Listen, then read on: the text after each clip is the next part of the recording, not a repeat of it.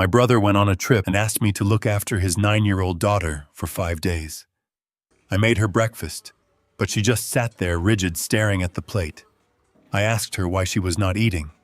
She looked up at me with absolute terror, whispered, "Am I in trouble?" and burst into silent tears. Let me tell you how a simple plate of pancakes uncovered a massive federal fraud, a cartel death sentence, and the absolute destruction of my own brother. Before I continue this story, please let me know where you are watching from in the comments below. Hit like and subscribe if you have ever had to stand up to a family member who mistook your kindness for weakness. My name is Calvin Pierce. I am 66 years old, and for the past 10 years, I have lived a life of deliberate quiet. After selling the supply chain logistics company I founded for a sum that ensured I would never have to look at a price tag again, I chose to disappear into a modest suburban house. I drove a 10-year-old sedan. I wore flannel shirts and jeans. I mowed my own lawn. I did this specifically to hide my wealth from my younger brother, Gavin. Gavin was 52, going on 20. He was a man drowning in a desperate obsession to project wealth he did not possess.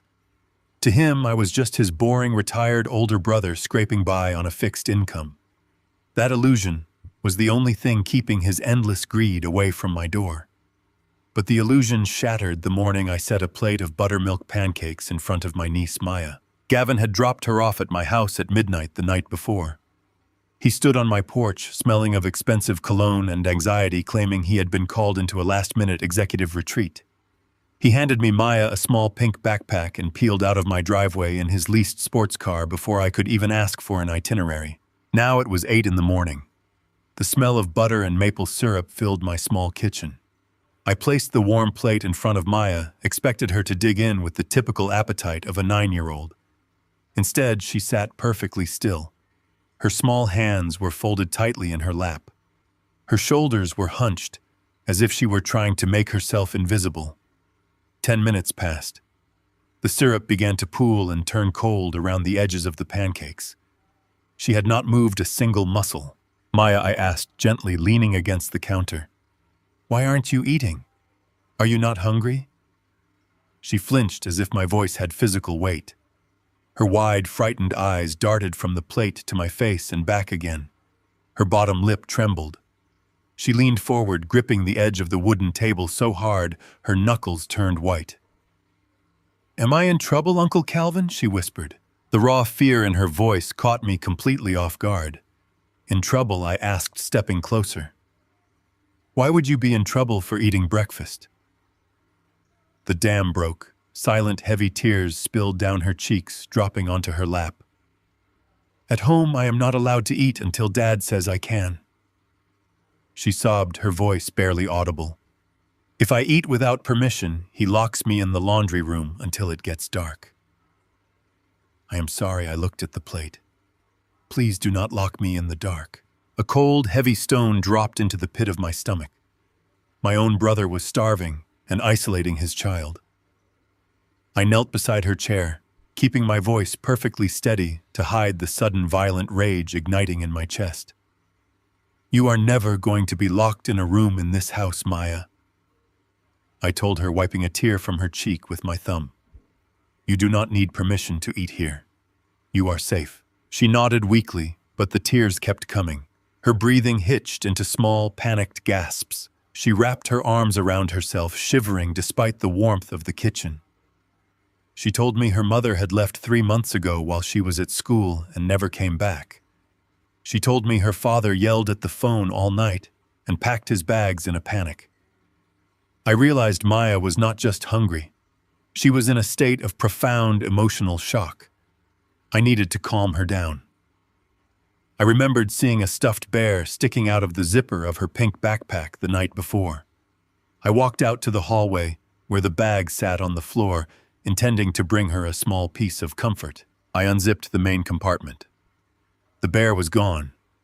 I opened the front pocket, hoping she had just stuffed it down deep. My fingers brushed against a thick, folded envelope. I pulled it out. It was a heavy manila envelope with the logo of a major international bank stamped in the corner. Behind it was a glossy travel agency folder. I opened the folder first. Inside were 2 printed boarding passes for a private charter flight. The departure time was 6 o'clock this morning. The destination was San Jose, Costa Rica. The passengers listed were Gavin Pierce and a woman named Roxanne. My brother was not on an executive retreat. He had fled the country. He had abandoned his 9-year-old daughter on my doorstep in the middle of the night, with no intention of ever returning. My hands tightened around the paper. I opened the manila envelope. Inside was a heavily redacted bank notice indicating a massive asset freeze and a final warning regarding offshore wire transfers. I stood in the hallway, listening to the quiet sounds of my niece finally taking small, hesitant bites of her breakfast in the other room. The quiet retirement I had carefully built was over. Gavin had not just run away. He was running from something massive, and he had left his own flesh and blood behind as collateral. I pulled my cell phone from my pocket and dialed Gavin. The automated voice clicked on immediately, informing me the number had been disconnected. I walked back into the kitchen. I told Maya I had to run a quick errand to get us some better orange juice. I turned on the television to her favorite cartoons, locked the front door, and told her not to answer it for anyone. I got into my car and drove across town to the sprawling, gated community where Gavin lived. He resided in a massive modern estate that he constantly bragged about at family dinners. The security gates were wide open. I pulled into his circular driveway. The luxury SUV that normally sat out front was gone. I walked up the stone steps and tried the heavy mahogany front door. It swung open at my touch. The house was completely silent. The moment I stepped into the foyer, my breath hitched. The mansion was completely empty. The expensive leather sofas, the modern art, the giant television, all of it was gone. The house had been stripped to the bare walls. I walked slowly through the echoing rooms. Memories flooded my mind, uninvited. I remembered sitting beside our mother in her hospital room 20 years ago. She held my hand, her grip weak but desperate, making me swear an oath. "Promise me, Calvin," she had whispered. "Promise me you will always bail your little brother out. He is reckless. He needs you." I had made that promise. I had spent 2 decades bailing him out of failed business ventures and bad loans, playing the simple older brother to manage his ego. But looking at the hollow shell of this house, I realized I had not protected him. I had enabled a monster. I made my way to his home office on the 2nd floor. It was the only room that showed signs of recent life. Papers were scattered across the hardwood floor. A heavy safe in the corner hung wide open and empty. In the center of the room, next to the polished oak desk, was a leather trash bin filled to the brim with shredded documents. I knelt beside the bin. Gavin was arrogant, but he was also sloppy. He had used a cheap strip shredder instead of a cross-cut machine. I dumped the ribbons of paper onto the floor and began sorting them. My heart hammered against my ribs as I matched the jagged edges together like a puzzle of my own demise. It took me 20 minutes to reconstruct a single page. It was a ledger from a shell company registered in Delaware. The columns showed a staggering flow of money. Hundreds of thousands of dollars moving in and out of phantom accounts every 48 hours. It was a classic money laundering operation. I moved my eyes to the top of the page to read the name of the LLC. My blood ran cold. The company was registered under the name Calvin Pierce. Gavin had not just gone bankrupt. He had not just fled the country. He had perfectly forged my signature and stolen my identity to set up the entire criminal enterprise. He had laundered millions of dollars for someone very dangerous, and when the walls started closing in, he framed his retired older brother to take the fall. He had dropped Maya at my house not out of convenience, but because he knew the authorities, or worse, the people he stole from, would come looking for the owner of that LLC. I scrambled to my feet, kicking the shredded paper aside. The walls of the empty mansion suddenly felt like a cage closing in on me. I sprinted down the stairs and out the front door, throwing myself into my car. I sped out of the gated community, my tires screeching against the asphalt. Maya was sitting alone in my house. The house of the man officially listed as the architect of a massive criminal fraud. I broke every speed limit getting back to my neighborhood. I pulled into my driveway and ran to the front door, my hands shaking as I fumbled with my keys. I burst into the house. Maya was sitting exactly where I left her on the living room rug, watching cartoons. She looked up at me, clutching a throw pillow. "Are you okay, Uncle Calvin?" she asked, her small voice echoing in the quiet room. "I am fine, sweetheart." I forced a smile, forcing my voice to remain calm. I walked past her and systematically threw the deadbolts on the front and back doors. I closed all the blinds. I was just formulating a plan to pack our bags and get us to a secure location when a violent, deafening pounding shook the front door. The wood shuddered under the force of the blows. Maya screamed and scrambled backward, pressing herself against the wall. I held up a hand, signaling her to stay quiet. I moved silently to the front window and peered through a narrow slit in the blinds. It was not the police. There were no badges, no uniforms, no flashing lights. Two men stood on my porch. They wore cheap suits that fit poorly over their muscular frames. The man closest to the door had a thick scar running down the side of his neck and cold, dead eyes. "Open the door, Calvin," the scarred man shouted, his voice rough and laced with menace. "We know Gavin is gone. We know you are the name on the accounts. You owe our employer $250,000, and we are here to collect." I backed away from the window. My mind raced.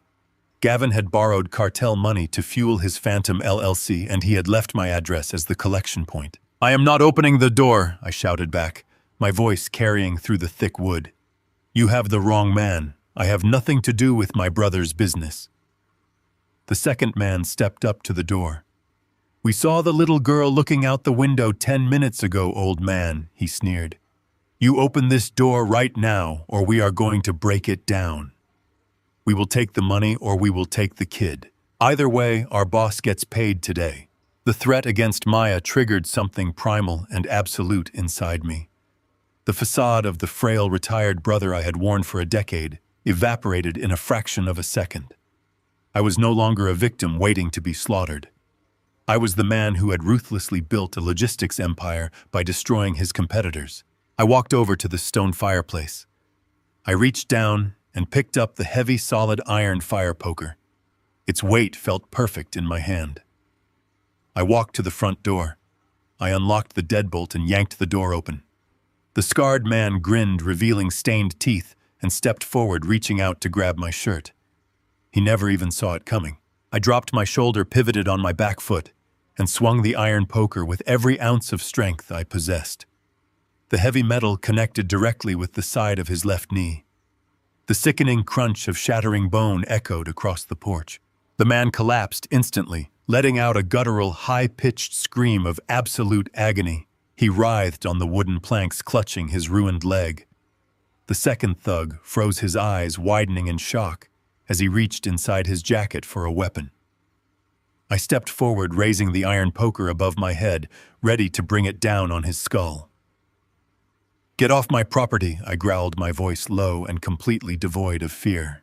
The second man backed away, his hands raised. He grabbed his screaming partner by the collar of his cheap suit and dragged him backward off the porch and down the driveway. They struggled toward a dark sedan parked on the street. "You are dead, old man," the uninjured thug shouted as he shoved his partner into the back seat. "We are coming back tonight with a full crew. You and the girl are dead." The sedan sped away, leaving dark tire marks on the pavement.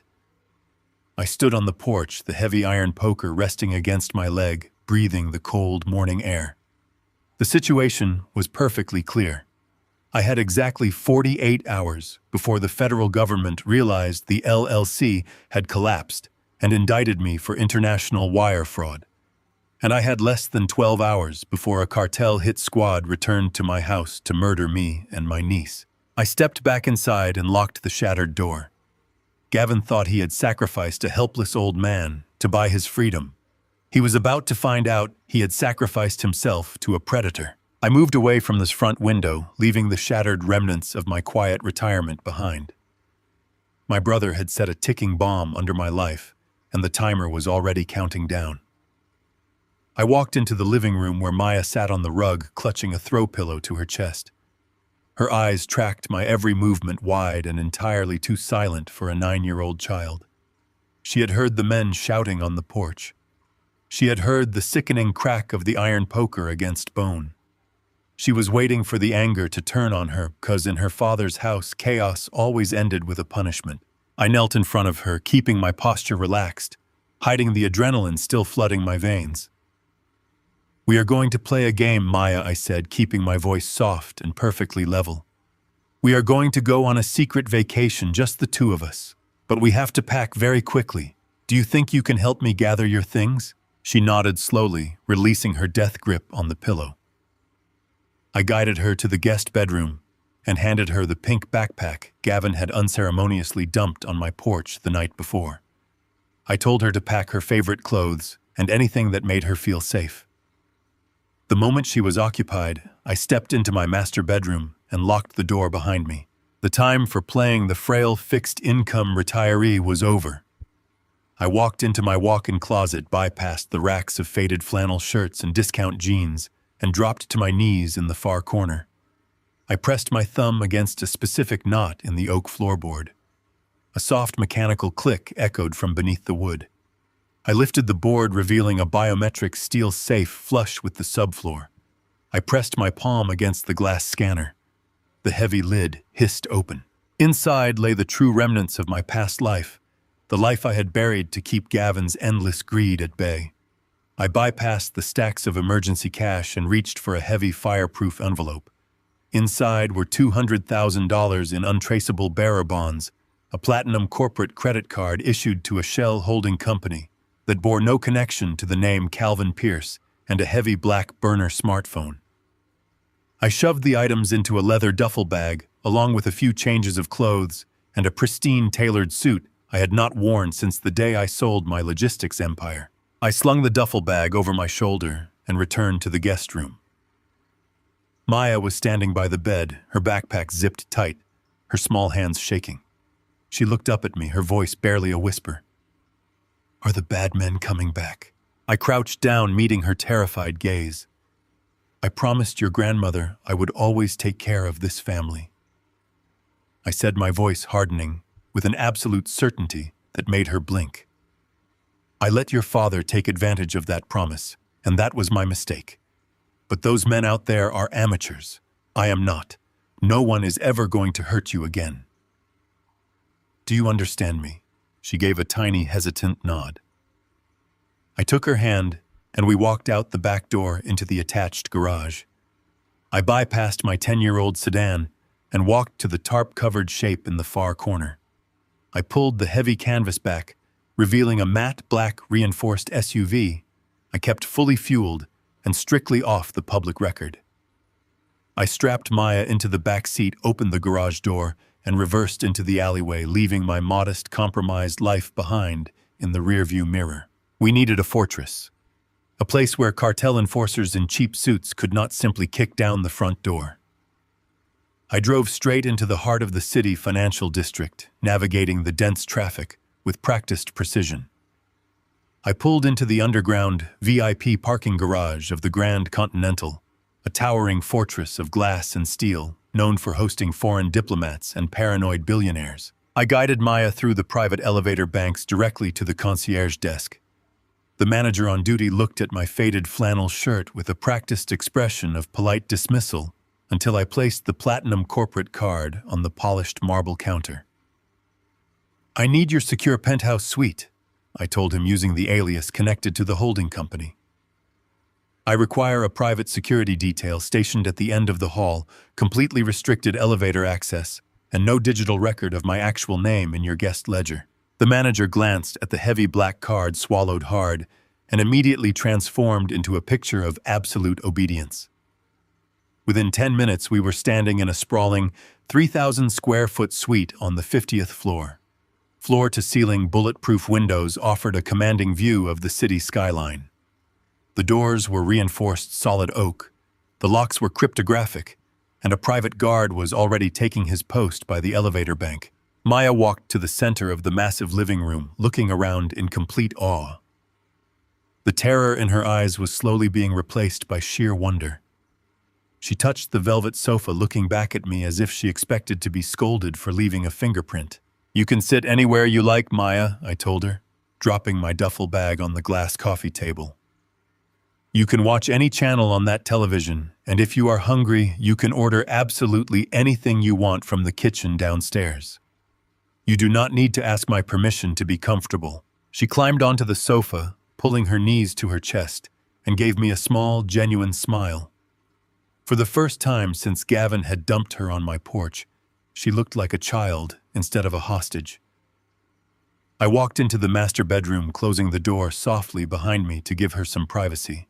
I sat on the edge of the king-sized bed and pulled the heavy black burner phone from my duffel bag. I powered it on and connected it to the secure, encrypted network I had established years ago. The moment the phone connected to the server, a relentless series of notifications flooded the screen. My old personal bank accounts were screaming. I opened the secure banking application. Gavin had perfectly forged my signature to create the Phantom LLC, using my clean financial history to legitimize his money laundering operation. He had been moving cartel cash in and out of the accounts for months, skimming enough off the top to fund his fake luxury lifestyle. But the operation had collapsed. The cartel wanted their money, and Gavin had initiated a final desperate exit strategy. An automated high-priority email alert flashed across the screen from the bank's fraud prevention department. A wire transfer for exactly $1.2 million had been initiated from the fraudulent LLC. The destination was an untraceable offshore account in the Cayman Islands. I stared at the glowing numbers on the screen. Gavin was not just running. He was taking the cartel's remaining capital with him, leaving me holding the empty bag. He knew the federal government was already tracking the LLC. He knew the cartel would come to my house to collect the debt. He had engineered the perfect distraction. While the men in cheap suits were breaking down my door and the FBI was preparing an indictment for wire fraud, Gavin would be safely sipping rum on a tropical beach, completely untethered from the destruction he left in his wake. But Gavin, in his arrogant haste, had made a critical miscalculation. I opened the attached wire transfer document. The funds were queued in the clearinghouse, waiting for final authorization. The cartel money was highly monitored. A transfer of that magnitude triggered an automatic security hold. The digital signature Gavin had forged was not enough to release the funds. The bank required secondary authentication to prevent international capital flight. The bold red text at the bottom of the email alert spelled out my brother's fatal error. The transfer of $1.2 million requires the physical in-person signature of the primary account holder. The authorized signatory must present themselves at the downtown corporate branch by 5:00 tomorrow evening. If the signature is not secured, the transfer will be automatically canceled, and the funds will be permanently frozen, pending federal review. I lowered the phone, the cold light of the screen illuminating the dark bedroom. Gavin was sitting on a runway somewhere, waiting for that money to hit his offshore account so he could disappear forever. He thought he had outsmarted everyone. He thought he had sacrificed a clueless, retired old man to buy his freedom. He did not realize that I was the primary account holder on the very LLC he had created to ruin me. I held the keys to his escape route. I had exactly until 5:00 tomorrow evening to walk into that bank and sign the transfer. If I signed it, I would be committing federal wire fraud, cementing my guilt in the eyes of the FBI, and sending the cartel's stolen money directly into Gavin's pockets. If I did not sign it, the money would freeze, Gavin would be stranded without a dime, and the cartel would tear the city apart looking for both of us. I walked to the floor-to-ceiling window and looked down at the sprawling city below. The rain was beginning to fall, smearing the neon lights of the financial district. I had spent my entire career building supply chains, optimizing routes, and identifying the weakest link in any system. My brother was a parasite who had fed on my quiet generosity for decades, convinced my silence was a symptom of weakness. I picked up the burner phone and dialed a number I had not called in 5 years. It rang twice before a sharp clinical voice answered. Tobias, I said, my voice dropping into the cold, authoritative register I had buried a decade ago. I need you and Sylvia at the Grand Continental immediately. My brother has stolen my identity, laundered cartel money, and initiated an international wire transfer that will land me in federal prison by tomorrow night. There was a brief pause on the other end of the line. The sound of papers shuffling, then the unmistakable click of a briefcase snapping shut. I am on my way, Calvin Tobias replied smoothly. Shall I assume the retirement is officially over? It is over, I said, watching a police cruiser race through the wet streets far below. Gavin wanted me to take the fall for his criminal enterprise.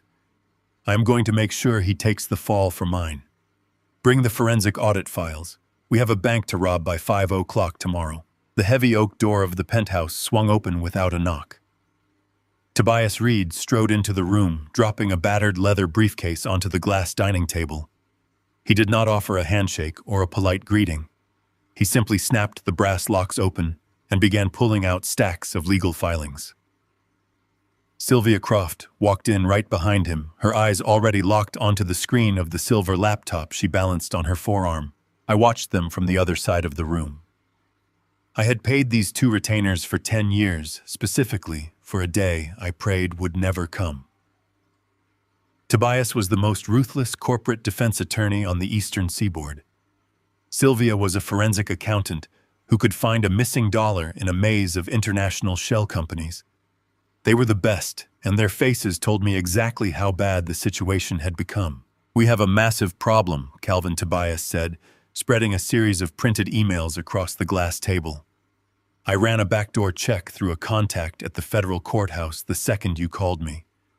The Federal Bureau of Investigation is not just looking into this shell company. They are actively drafting an arrest warrant for you right now. I walked over to the table and looked at the documents. How much time do I have before they execute the warrant? If we are incredibly lucky, Tobias replied, loosening his silk tie. You have until tomorrow morning. The Bureau has been tracking this phantom corporation for 6 months. They know massive amounts of illicit cartel cash have been cycling through the accounts. They were just waiting for a mistake. The wire transfer your brother initiated this morning to the Cayman Islands was that mistake. It triggered every alarm in the federal banking system. To the agents watching the screen, it looks like you are trying to liquidate your criminal assets and flee the country. I am not the one fleeing. I said, my voice low and steady. Gavin forged my signature to open those accounts. He set up the entire architecture of this fraud in my name to insulate himself from the cartel. Sylvia set her laptop on the table and connected it to the massive flat screen monitor on the wall. Lines of financial code and banking ledgers filled the screen. That is the genius of your brother's betrayal. Calvin, she said, pulling up a digitized scan of a legal document. She tapped a key and a signature filled the center of the screen. I stared at my own name. The loop of the C and the sharp angle of the P were perfectly executed. It was my signature. I analyzed the pen pressure and the stroke velocity. Sylvia continued, crossing her arms. Gavin did not just trace your name. He practiced it until it was muscle memory. He pulled your old tax returns from the family archive and copied the exact pressure points. To a federal handwriting expert, this is a 99% match. He used your pristine credit history, your clean background, and your status as a retired executive to open doors at the bank that would have been slammed in his face. The cartel needed a legitimate front to wash their money. Gavin handed them your entire identity on a silver platter. I looked away from the screen and toward the closed door of the master bedroom, where my 9-year-old niece was finally sleeping. Gavin had not just thrown me to the wolves, he had meticulously calculated my destruction. He had used the trust I had shown him, the blind eye I had turned to his failures, as the very weapon to ruin me. Can we freeze the transfer? I asked, turning back to Sylvia. If the money does not move to the Cayman Islands, the federal agents will not have the definitive proof of capital flight. We can, Sylvia said, her fingers flying across the keyboard. But there is a catch. The cartel money was flagged because of the volume. The bank requires your physical in-person signature by 5:00 tomorrow to clear the security hold. If you do not show up, the transfer cancels, and the money is frozen here in the States pending an investigation. Tobias leaned over the table, placing both hands flat on the glass. And if that money freezes, Calvin, the cartel will know within minutes. They will not wait for an investigation. They will send a team to your house to collect their lost capital in blood. You already broke one of their collector's legs this morning. They will not send 2 men next time. They will send 10. I am not afraid of them, I replied, my tone completely devoid of emotion. I need to know where the initial seed money came from. Gavin was bankrupt. He was dodging collection calls for months. You cannot open a high-tier corporate account to launder money without a significant initial deposit. The cartel would not have given him cash up front without proof of collateral. Where did he get the $50,000 to open the shell company? Sylvia frowned. Her eyes darted across the glowing numbers on the screen. She opened a new window, bringing up a cascading list of routing numbers. Give me a minute, she muttered, her fingers moving in a blur. The initial deposit was wired from a domestic blind trust. The routing number was heavily masked. He used a digital tumbler to hide the origin. Break the mask, I ordered. She typed furiously, running a decryption algorithm she had built specifically for offshore accounts. The screen blinked red, then green.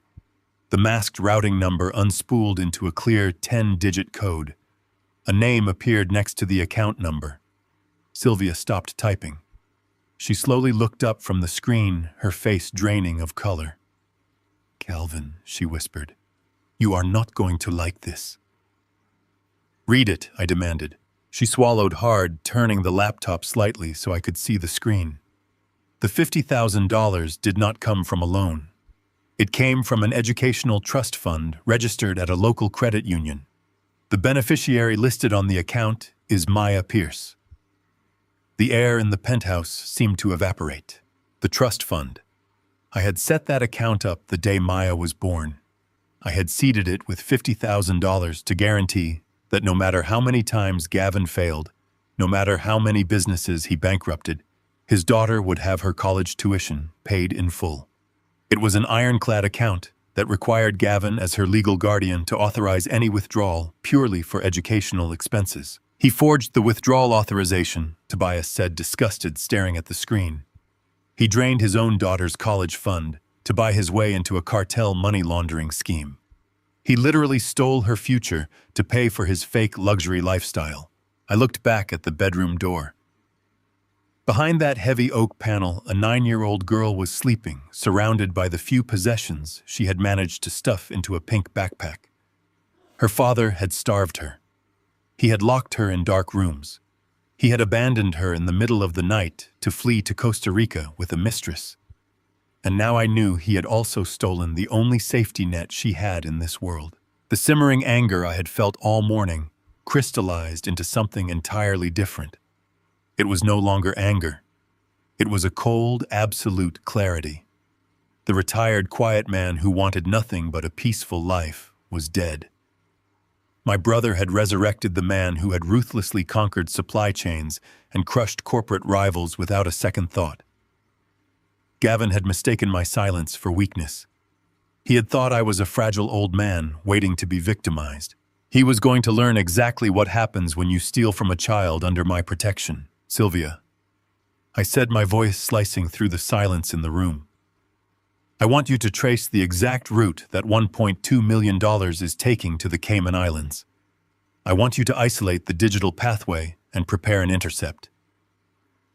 Tobias, I want you to draft an immunity proffer for the federal prosecutor. We are not going to fight the wire fraud charge. We are going to hand the federal government a gift-wrapped cartel money laundering operation. Tobias stood up straight, his eyes narrowing. You want to walk into the bank and sign the transfer? Calvin, if you do that, you are holding the smoking gun. The federal agents will arrest you on the spot. Let them arrest me, I replied, picking up my jacket. If I sign that document, the transfer goes through, and Gavin thinks he has won. He will board his private plane in Costa Rica thinking he is a millionaire. But Sylvia is going to divert the funds the second the wire clears. The cartel money will not go to his offshore account. It will drop directly into a federal frozen asset account. Gavin will have absolutely nothing, and the cartel will know exactly who lost their money. Sylvia gave a slow, grim smile. That is brilliant.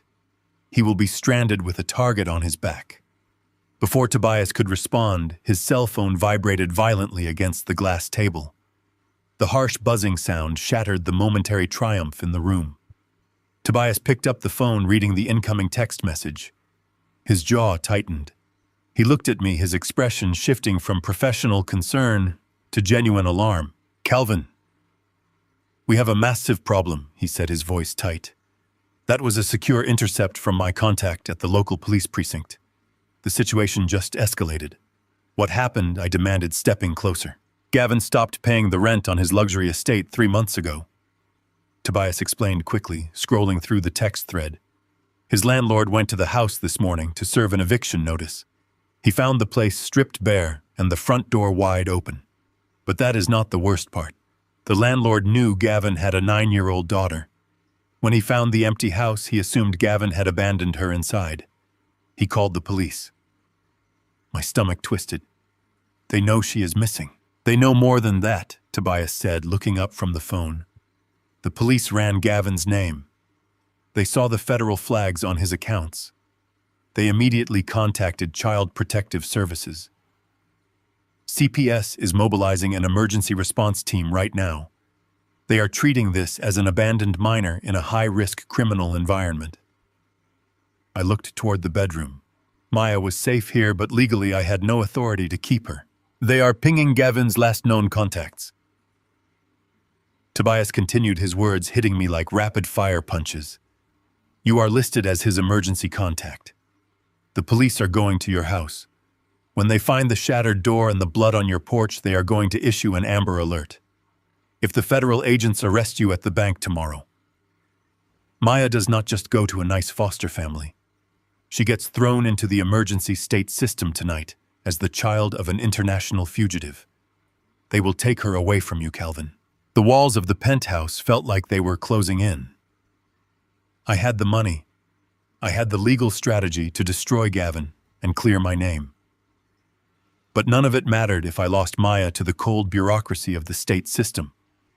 Gavin had left one final trap, a ticking time bomb meant to strip away the only innocent person left in our family. "We do not have until tomorrow," I said, my voice dangerously quiet. "Tobias, get your emergency custody filings ready. We are going to war right now." The marble floors of the federal courthouse blurred beneath my shoes as Tobias and I moved toward the family court annex. We did not have time for pleasantries or procedural delays. Tobias was firing off text messages to his paralegals while briefing me on the exact legal threshold we had to cross. Child Protective Services had already dispatched an emergency response team to my brother's empty estate. If they processed my niece into the state foster system before a judge signed our emergency petition, Maya would vanish into a bureaucratic nightmare of group homes and temporary placements. I had left her back at the secure hotel penthouse under the watchful eye of my forensic accountant and a private security team, but every minute that ticked by felt like a physical weight crushing my chest. Tobias pushed through the heavy wooden doors of courtroom 4, bypassing the security bailiff with a swift flash of his credentials. We were ushered straight into the private chambers of Judge Barnes. The room smelled of old paper and stale coffee. Judge Barnes was a severe man who looked like he had spent 30 years watching families tear themselves apart. He barely glanced at us as we sat down in the leather chairs opposite his desk. He was already reading the emergency petition Tobias had filed digitally 20 minutes prior. "I understand the extreme urgency of an abandoned minor, Mr. Reed," the judge said, tapping his silver pen against the polished wood of his desk. "But taking a child from the immediate jurisdiction of State Protective Services and placing her with a relative requires absolute certainty of stability. I am looking at your client's financial disclosures right now, and frankly, I am not convinced." The judge finally raised his eyes and leveled a cold, uncompromising stare at me. You live in a 2-bedroom suburban house. Your tax returns show a modest fixed income from a standard retirement pension. You drive a decade-old vehicle. Your brother has vanished, leaving behind a wake of suspected financial crimes, massive debt, and potential cartel involvement.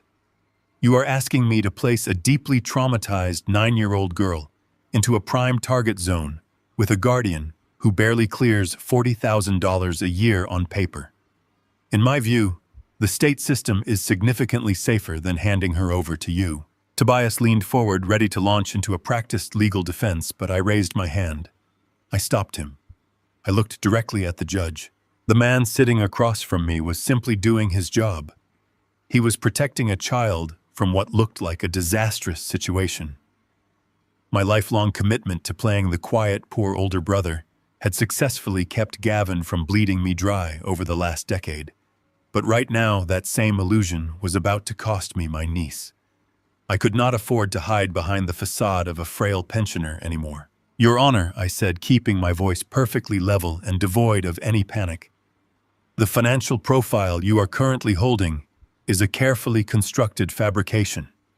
It is entirely legal, but it is specifically designed to project only a microscopic fraction of my actual net worth.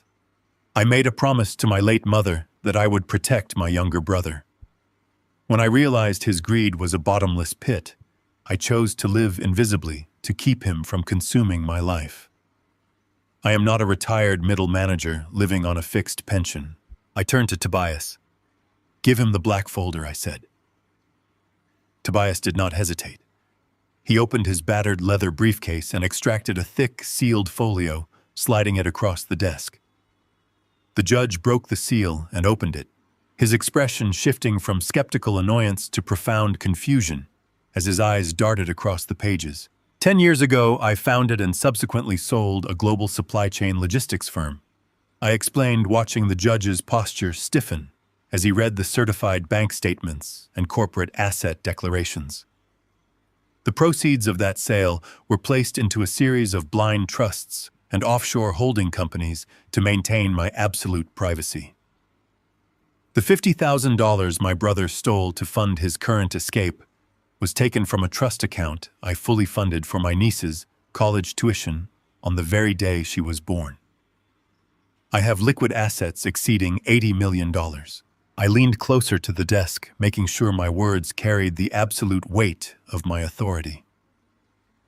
I currently have my niece secured in a private penthouse at the Grand Continental, surrounded by a dedicated security detail that I hired 2 hours ago.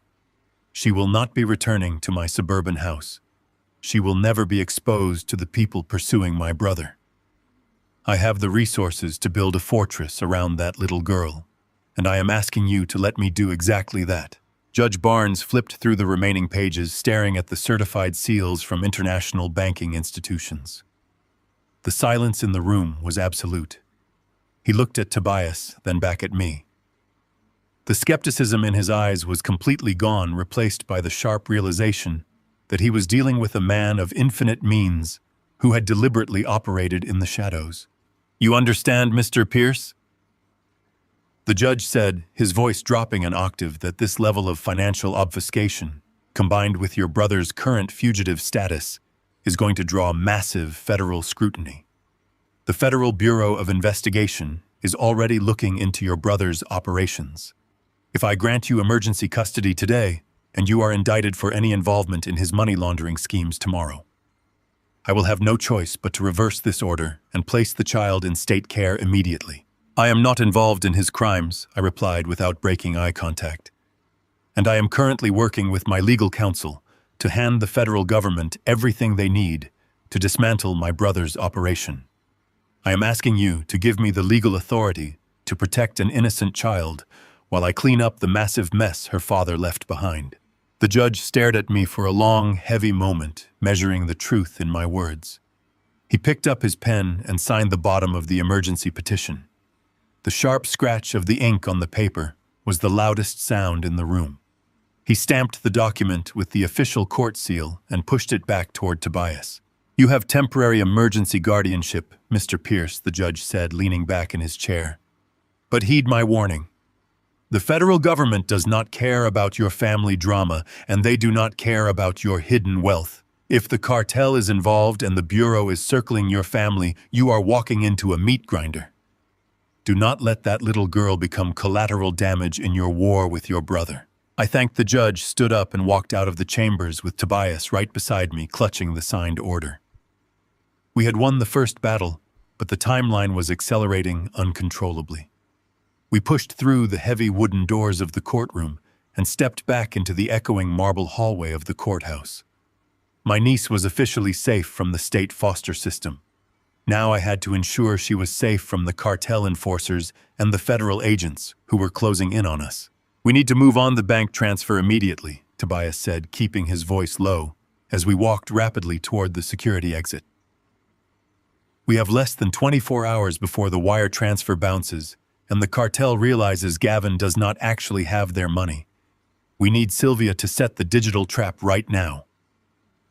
I reached into my pocket to pull out my keys when the heavy black burner phone suddenly began to vibrate against my leg. I stopped walking.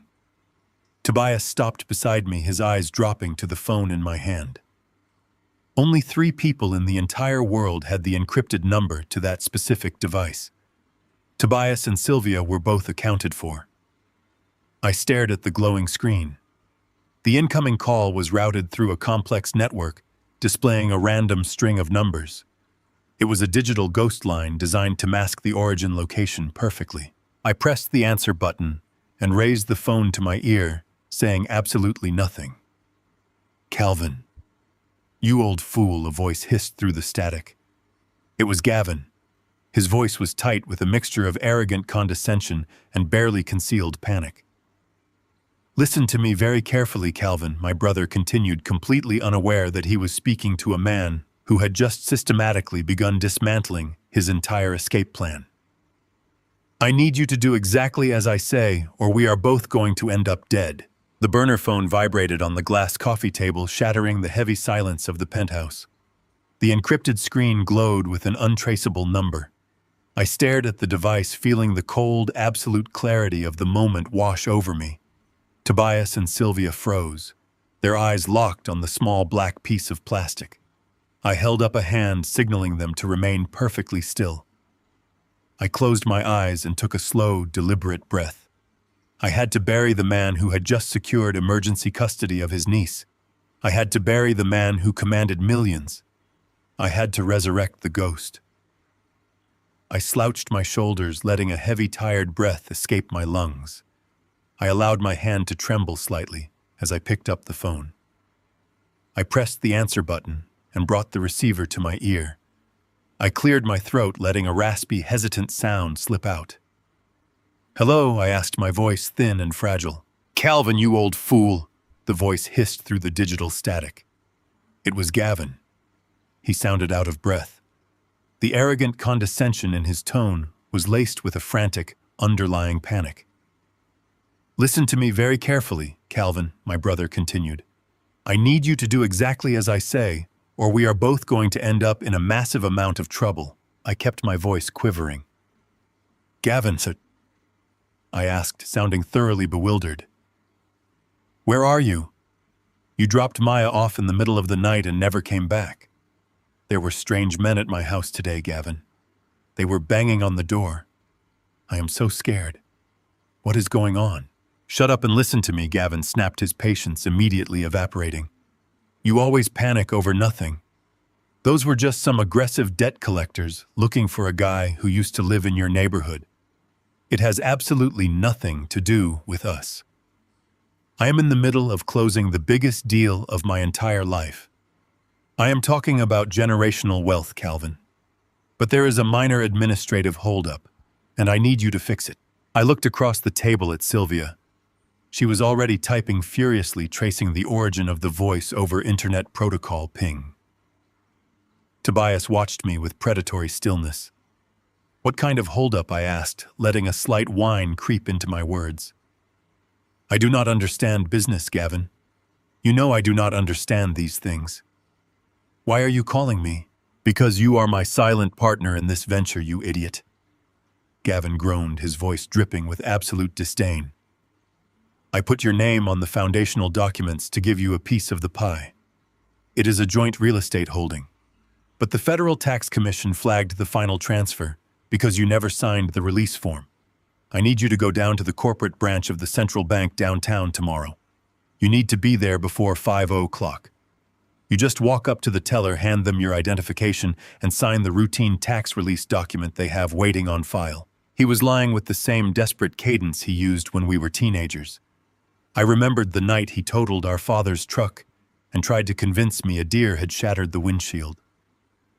The pitch of his voice always rose a fraction of an octave when he was cornered. He was terrified that the cartel money would freeze, and he was using my supposed ignorance as his only lifeline. I cannot go to a bank downtown. Gavin, I whimpered, clutching the phone with both hands. I do not know anything about a joint venture. I do not want to sign anything. What if I do it wrong? What if I get in trouble? You are not going to get in trouble, Gavin screamed, the digital distortion clipping his voice. It is a simple formality. If you do not sign that paper by 5:00 tomorrow, the entire deal collapses and we lose everything. I am doing this for you, Calvin.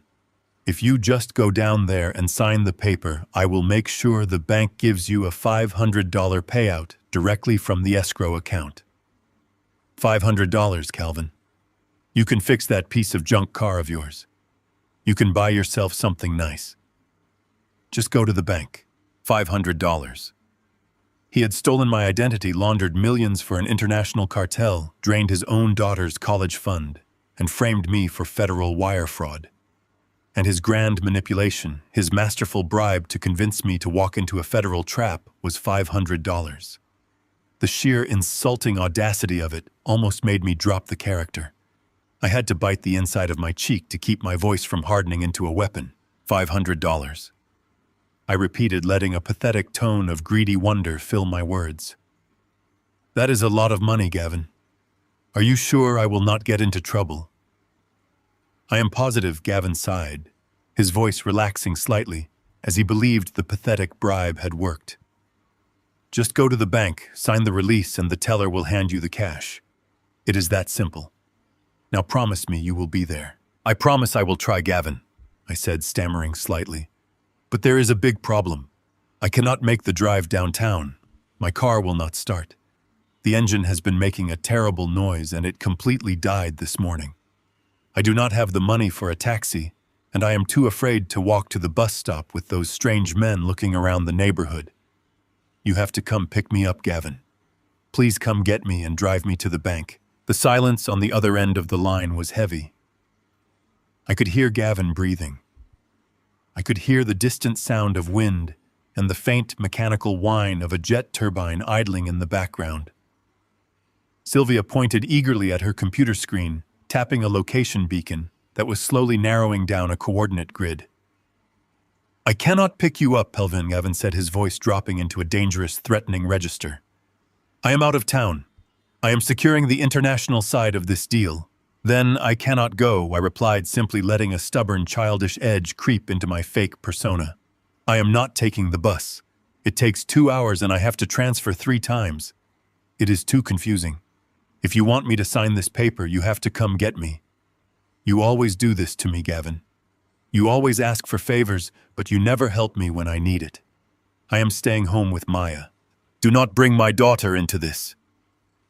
Gavin roared, losing complete control of his temper. Take a God-forsaken taxi.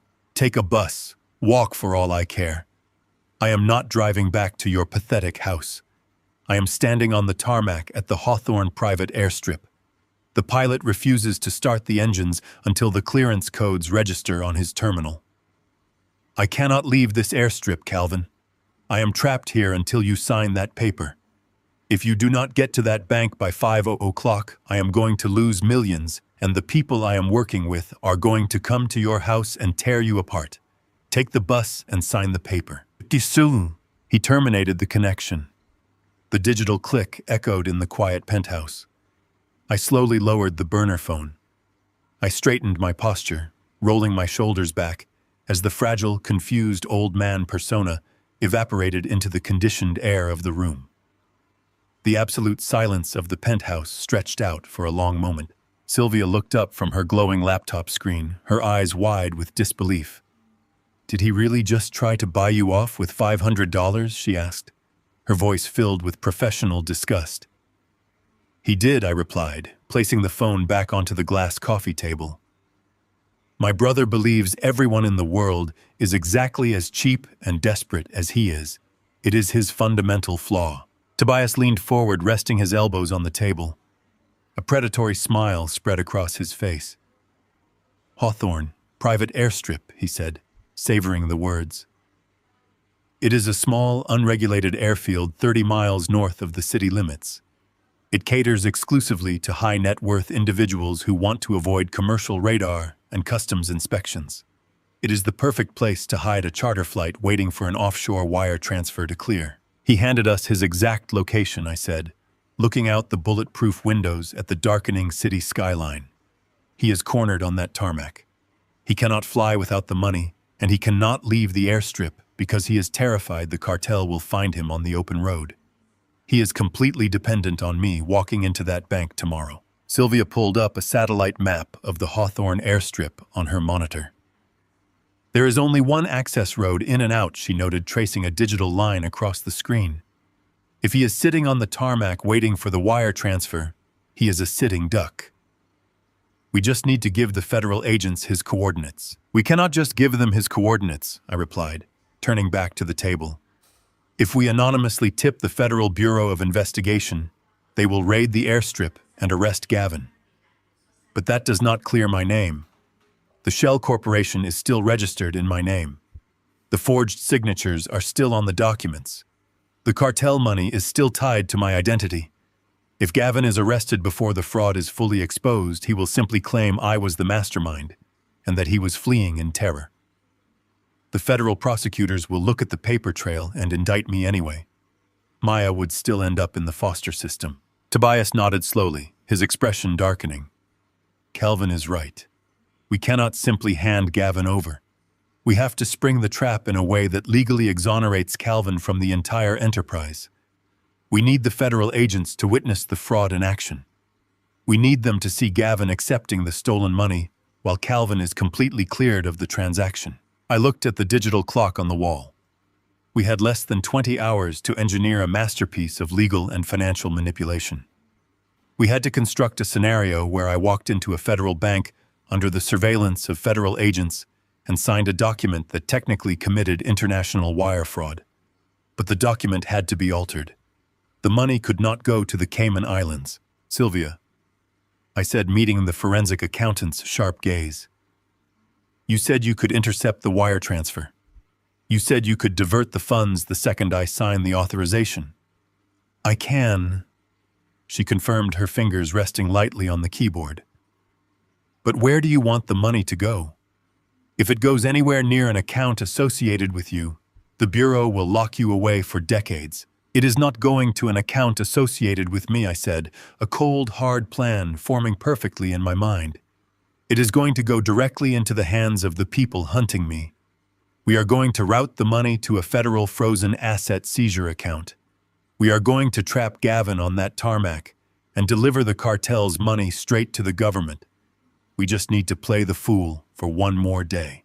The morning air was thick with the threat of rain as I parked my modest sedan 3 blocks away from the downtown Central Bank. I walked the remaining distance, feeling the heavy, damp chill sink into my bones. The street was busy with commuters rushing to their offices, holding umbrellas and clutching coffee cups. I blended right in, wearing a faded beige windbreaker and scuffed loafers, playing the part of a confused older man running an errand for his successful younger brother. My posture was slightly stooped, my steps were measured and slow, but my mind was operating with lethal precision. The moment I pushed through the heavy revolving glass doors of the bank and stepped into the sprawling marble lobby, the air conditioning hit me like a physical wall. The ambient noise of hushed conversations and ringing telephones created a dull, steady hum. I did not stop to admire the vaulted ceilings or the polished brass fixtures. I immediately began a systematic scan of the room, looking for the anomalies. They were not hard to find. A man in a sharp gray suit sat in the waiting area reading a financial newspaper without ever actually turning a page. A woman with a stiff posture stood near the teller line pretending to fill out a deposit slip while keeping her eyes fixed on the reflections in the glass partition. A third man, broad-shouldered and wearing an earpiece disguised as a generic headset, lingered near the exit. They were federal agents. They had locked down the building, waiting for the architect of a massive criminal enterprise to walk in and finalize his theft. They thought they were hunting a mastermind. They did not know they were simply the final moving pieces in my own trap. I approached the main reception desk, keeping my hands visibly trembling, just enough to sell the illusion. I told the young receptionist I was here to sign a routine release form for a corporate account. I gave her my name. I watched her fingers freeze over her keyboard for a fraction of a second. She recovered quickly, offering a tight, professional smile before asking me to take a seat in the private waiting area. Every second that passed amplified the crushing weight of the situation. I sat in a plush leather chair staring at the digital clock mounted above the vault.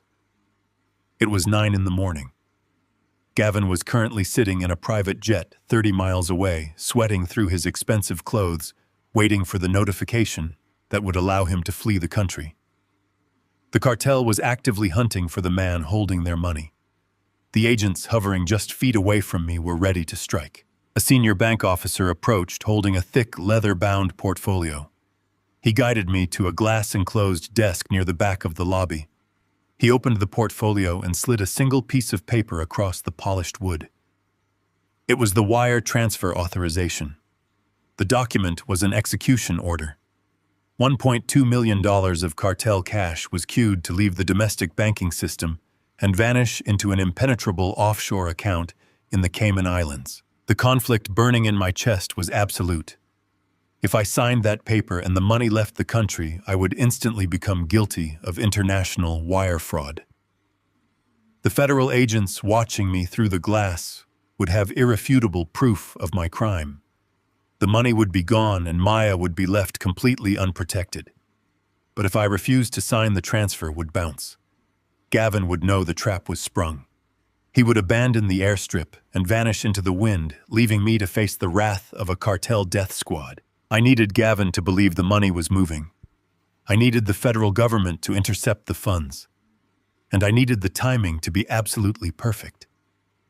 I picked up the heavy brass pen resting on the desk. My fingers hovered over the signature line. The bank officer watched me closely, tapping his fingers against his thigh. He asked if there was a problem. I offered a weak smile and told him I just needed to read the fine print. I was buying seconds. I was waiting for Sylvia. From the safety of the hotel penthouse, Sylvia was currently engaged in a brutal digital assault bust on the banks. Routing architecture. She had to penetrate the outbound transfer queue, identify the specific numeric string associated with Gavin's offshore destination, and alter the routing codes. She had to divert the destination from the Cayman Islands directly into a frozen asset seizure account. It was an incredibly dangerous hack. If she acted too early, the bank's automated security system would detect the anomaly and lock the account. If she acted too late, my signature would authorize the original route, and the money would be lost forever. The digital clock on the wall clicked to 9:15.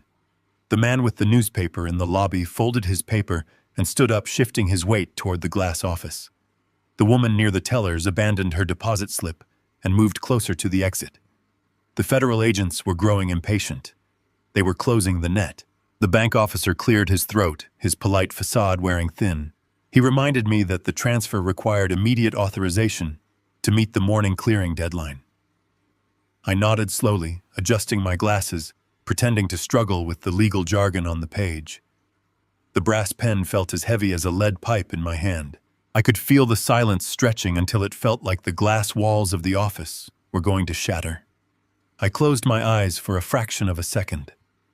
I thought about Maya sitting terrified in my kitchen yesterday morning, waiting to be locked in a dark room. I thought about Gavin laughing with his mistress on a tarmac, casually destroying his own daughter's future to save his own skin. Then I felt it. A sharp double vibration buzzed against my thigh from the burner phone hidden in my pocket. It was the signal. Sylvia had broken through the security wall. The routing codes had been successfully hijacked and overwritten. The money was no longer pointed at the Caribbean. It was pointed straight into the hands of the federal government. The hesitation vanished. I gripped the brass pen, dropping the frail persona entirely. I pressed the tip to the paper and signed my name with fluid, aggressive strokes. I did not forge it. I did not hesitate. I executed the signature with the absolute authority of a man closing the lid on a coffin. I pushed the document across the desk. The bank officer looked relieved.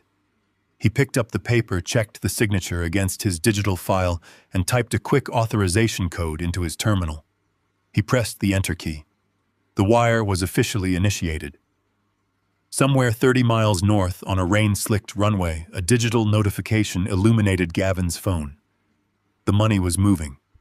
The trap had closed around him, and he had no idea he was already a dead man walking. I stood up from the desk, buttoning my faded windbreaker. I did not make it 3 steps out of the glass office before the atmosphere in the bank violently shifted. The dull hum of the lobby evaporated. The man in the gray suit moved with terrifying speed, unzipping his jacket to reveal a heavy tactical vest and a gold badge. The woman by the tellers drew a weapon, keeping it pointed low as she shouted for the bank staff to step away from the counters. The broad-shouldered man blocked the main exit, his hand resting firmly on his holstered firearm. "Calvin Pierce," a voice boomed across the marble floor, echoing off the vaulted ceiling. "Federal agents, keep your hands exactly where I can see them and get down on the ground right now."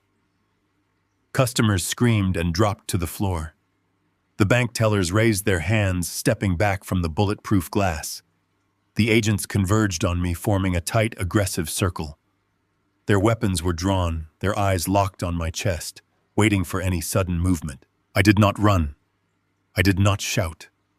I did not drop to my knees and beg for mercy. I simply stood perfectly still in the center of the chaos and slowly raised my hands into the air. The lead agent grabbed my shoulder, spinning me around and slamming me face first against the polished marble wall. He kicked my legs apart, patting me down for weapons with rough, practiced efficiency. Cold, heavy steel cuffs were snapped tightly around my wrists, pinning my arms behind my back. The metal bit into my skin. "You are under arrest for international wire fraud, money laundering, and conspiracy to commit federal financial crimes." The agent practically growled into my ear, pulling me back away from the wall. "You have the right to remain silent. If you give up that right, anything you say can and will be used against you in a court of law." They dragged me across the lobby, parading me past the terrified bank customers. The automatic glass doors slid open, and I was hauled out into the cold morning rain. A black armored tactical vehicle was idling on the curb, its lights flashing silently. I was being arrested for a crime my brother had committed. I was being hauled away in chains while Gavin sat safely on a private jet. To anyone watching, it looked like the pathetic end of a broken old man who had finally been caught in a lie. But as the federal agents shoved me into the dark, cramped back seat of the armored transport, I did not feel fear. I felt a profound, icy satisfaction. The wire was complete. The money was safe in federal custody. The cartel knew exactly where to look. I settled back against the hard plastic seat, the metal cuffs digging into my spine, and I allowed myself a very small, very dangerous smile. The feds had their suspect, but they were about to realize they had captured the wrong predator.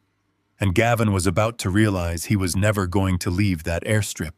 The cold steel of the interrogation table radiated through the thin fabric of my windbreaker. I sat perfectly still, my hands shackled to the metal ring bolted to the floor. The room was exactly as I had expected. It was a windowless concrete box designed to strip away comfort and crush resolve. The harsh fluorescent lights buzzed overhead, casting sharp shadows across the gray walls. I focused on the rhythmic ticking of the wall clock. Every second that passed was another second Gavin sat sweating on that remote tarmac. The heavy metal door swung open with a violent metallic clang. 2 federal agents stepped into the room, bringing the sour smell of stale coffee and aggressive adrenaline with them. The lead agent was a towering man with a thick neck and eyes that looked like shattered glass. He slammed a thick manila folder onto the steel table right in front of me. His partner, a lean man with a razor-sharp jawline, stood by the door crossing his arms. They were intending to break me. They thought they had captured the elusive architect of a massive international laundering syndicate. "We have the wire transfer confirmation. Calvin," he snarled, his voice echoing off the bare walls. "We watched you walk into that bank and sign the authorization. $1.2 million. You tried to move cartel money to a shadow account in the Cayman Islands while we were standing right outside the glass. That is federal wire fraud. That is international money laundering. You are going away for the rest of your natural life." I looked at him without blinking. I did not shift my weight. I did not open my mouth. The silence stretched between us, thick and suffocating. The second agent pushed off the doorframe and paced toward the table. "You think playing the confused old man is going to save you?" he asked, his tone dripping with acidic contempt. "We have the foundational documents for the Shell Corporation. We have your signature on every single ledger. You built a phantom logistics company to wash drug money. You used your clean retirement profile as a shield. We know everything." I kept my breathing slow and measured. They knew absolutely nothing. They were staring at a painting my brother had meticulously forged, believing every brushstroke was mine. I remembered the shattered remnants of the ledger I had pieced together on the floor of Gavin's empty mansion. I remembered the cold, sick feeling of seeing my own name weaponized against me. I remembered Maya sitting on my living room rug, terrified of being locked in the dark. The anger burned cold in my veins, but I did not let a fraction of it reach my face. The lead agent slammed his open palm against the table. The sharp crack echoed like a gunshot. "Talk to us, Calvin," he roared, leaning so close I could feel the heat of his breath. "If you cooperate right now, we can talk to the federal prosecutor. We can offer you a deal. If you give up the cartel contacts who supplied the seed money, we can keep you out of a maximum security facility. If you stay silent, you are going to die in a concrete cell." I stared at the cinder block wall behind his head. I was not going to negotiate with men who were blindly following a trail of breadcrumbs left by a coward. I was waiting for the true architect of my defense. The digital clock on the wall clicked forward.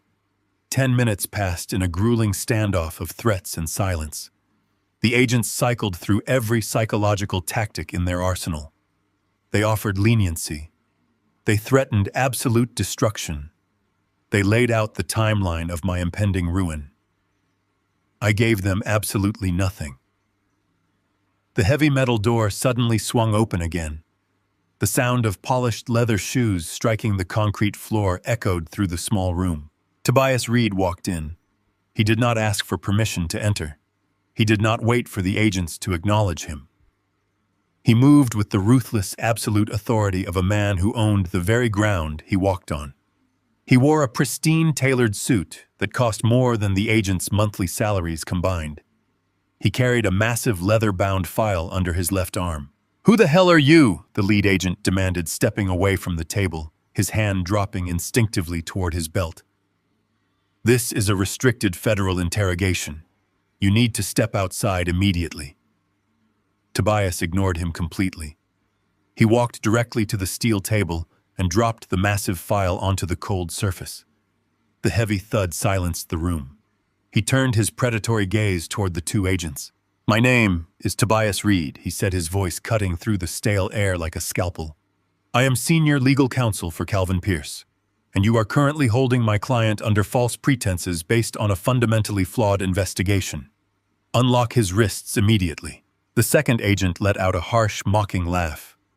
"Your client was caught red-handed authorizing an international wire transfer of cartel funds. We watched him sign the execution order.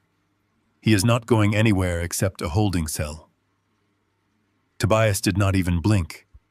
He reached down and flipped open the heavy leather cover of his file. He extracted a stack of pristine banking documents stamped with official federal seals and pushed them across the table toward the lead agent. "I highly suggest you read the routing numbers on that wire transfer confirmation again," Tobias said, his tone completely devoid of warmth. "You assume my client was moving $1.2 million to the Cayman Islands. You assume this because you have been tracking a shell corporation established under his name. You failed to realize that the entire corporate structure is a fraudulent fabrication engineered by his brother, Gavin Pierce. The lead agent frowned, picking up the documents. "What kind of garbage defense is this?" he muttered, scanning the pages. "We have his signature on the bank authorization. He signed the paper today. He signed a document that my forensic accounting team intercepted and altered." Tobias countered smoothly, taking a step toward the agents. "Look at the destination routing code on page 3. Look at the clearinghouse registry. My client did not send one single dime to the Cayman Islands today."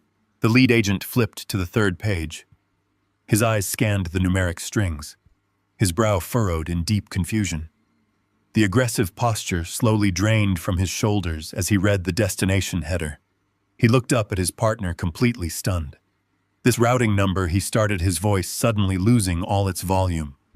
"This is a federal deposit code." Tobias offered a cold, razor-sharp smile. "Exactly. The money did not leave the country. My client authorized a transfer that routed $1.2 million of illicit cartel cash directly into an active federal frozen asset seizure account. He did not commit wire fraud. He executed a flawless asset recovery operation on your behalf. He just handed the federal government over $1 million in stolen drug money." The second agent snatched the paper from his partner, staring at the numbers in absolute disbelief. "This is impossible," he stammered. "How did you alter a secure bank routing protocol?"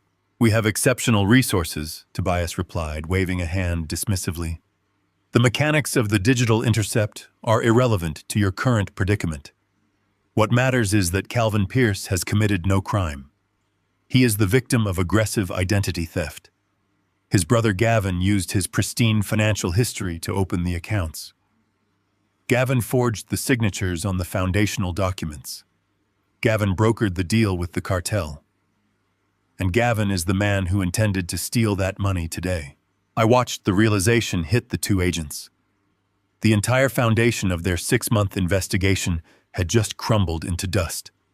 They had spent their resources hunting a ghost, while the real criminal operated in their blind spot. The lead agent dropped the papers back onto the table, running a hand over his face. "Even if this is true," he said, his voice defensive and tight, "we still have a massive cartel laundering operation tied to this family. If Gavin Pierce is the architect, we need him in custody. Where is he?" I felt the cold steel of the table against my forearms. The time for silence was over. The power dynamic in the concrete room had completely inverted. They were no longer my captors. They were my instruments of consequence.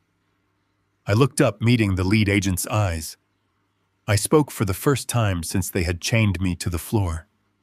My voice was steady, resonant, and commanding. "My brother is a parasite," I said, letting the absolute truth of the statement hang in the cold air. I promised my mother I would protect him, and he used that promise to bleed me dry. He took $50,000 from a trust fund I established for his own 9-year-old daughter to buy his way into this cartel operation. He abandoned his child on my doorstep in the middle of the night. He intended to leave me to take the fall for his crimes while he lived in luxury on an island. I shifted my weight, leaning forward against the heavy metal cuffs. He called me this morning from an untraceable digital line. He tried to bribe me with $500 to walk into that bank and sign the transfer. He thinks I am a naive, broken old man. He thinks he has won. I nodded toward the leather file Tobias had placed on the table. "Open the front pocket," I instructed the agent. The lead agent hesitated, then reached into the file. He pulled out a small black digital audio player and a stack of clear plastic evidence bags containing reconstructed ribbons of shredded paper. "Press play," I said. The agent pressed the button on the device. Gavin's frantic, arrogant voice filled the interrogation room. "I am standing on the tarmac at the Hawthorne private airstrip. The pilot refuses to start the engines until the clearance codes register on his terminal. I cannot leave this airstrip, Calvin. I am trapped here until you sign that paper." The audio recording clicked off, leaving a stunned silence in its wake. The agent stared at the small black device. They had just been handed a full verbal confession and an exact geographic location. The shredded documents in those bags are the true internal ledgers of the Shell Corporation. I continued, my voice relentless. I recovered them from the trash in my brother's empty mansion. If your forensic teams piece them together, they will find Gavin's actual handwriting and his personal digital watermarks on every single transaction. He was sloppy. He was arrogant. And right now he is sitting on a runway 30 miles north of this building, waiting for a confirmation that is never going to come. The second agent immediately grabbed his radio, stepping toward the door. "We need to lock down the Hawthorne airstrip right now," he barked into the receiver. "We need a tactical team mobilized and a federal no-fly order issued for all private charters in the northern corridor." "Wait," I commanded, my voice cracking like a whip across the room. The agent stopped, turning back to look at me. The lead agent stared down at me, his expression a mixture of shock and newly minted respect. "You have the money," I said, locking my eyes with the lead agent. "You have the full confession. You have the financial ledgers. And you have the exact coordinates of the architect who built this entire fraudulent empire. I am handing you the biggest career victory you will ever see on a silver platter.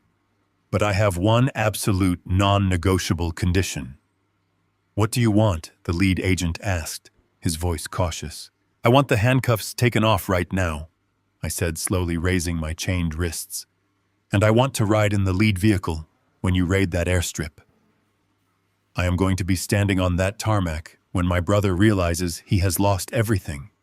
I am going to look him in the eye when you put the steel cuffs on his wrists." The two agents exchanged a long, hesitant look. It was a massive breach of standard federal protocol to allow a civilian, especially a newly cleared suspect, to accompany a tactical raid. But they also knew that without the information I had just freely provided, Gavin would have vanished into the wind, and they would be left explaining how they lost over $1 million of cartel cash. The lead agent pulled a small silver key from his belt.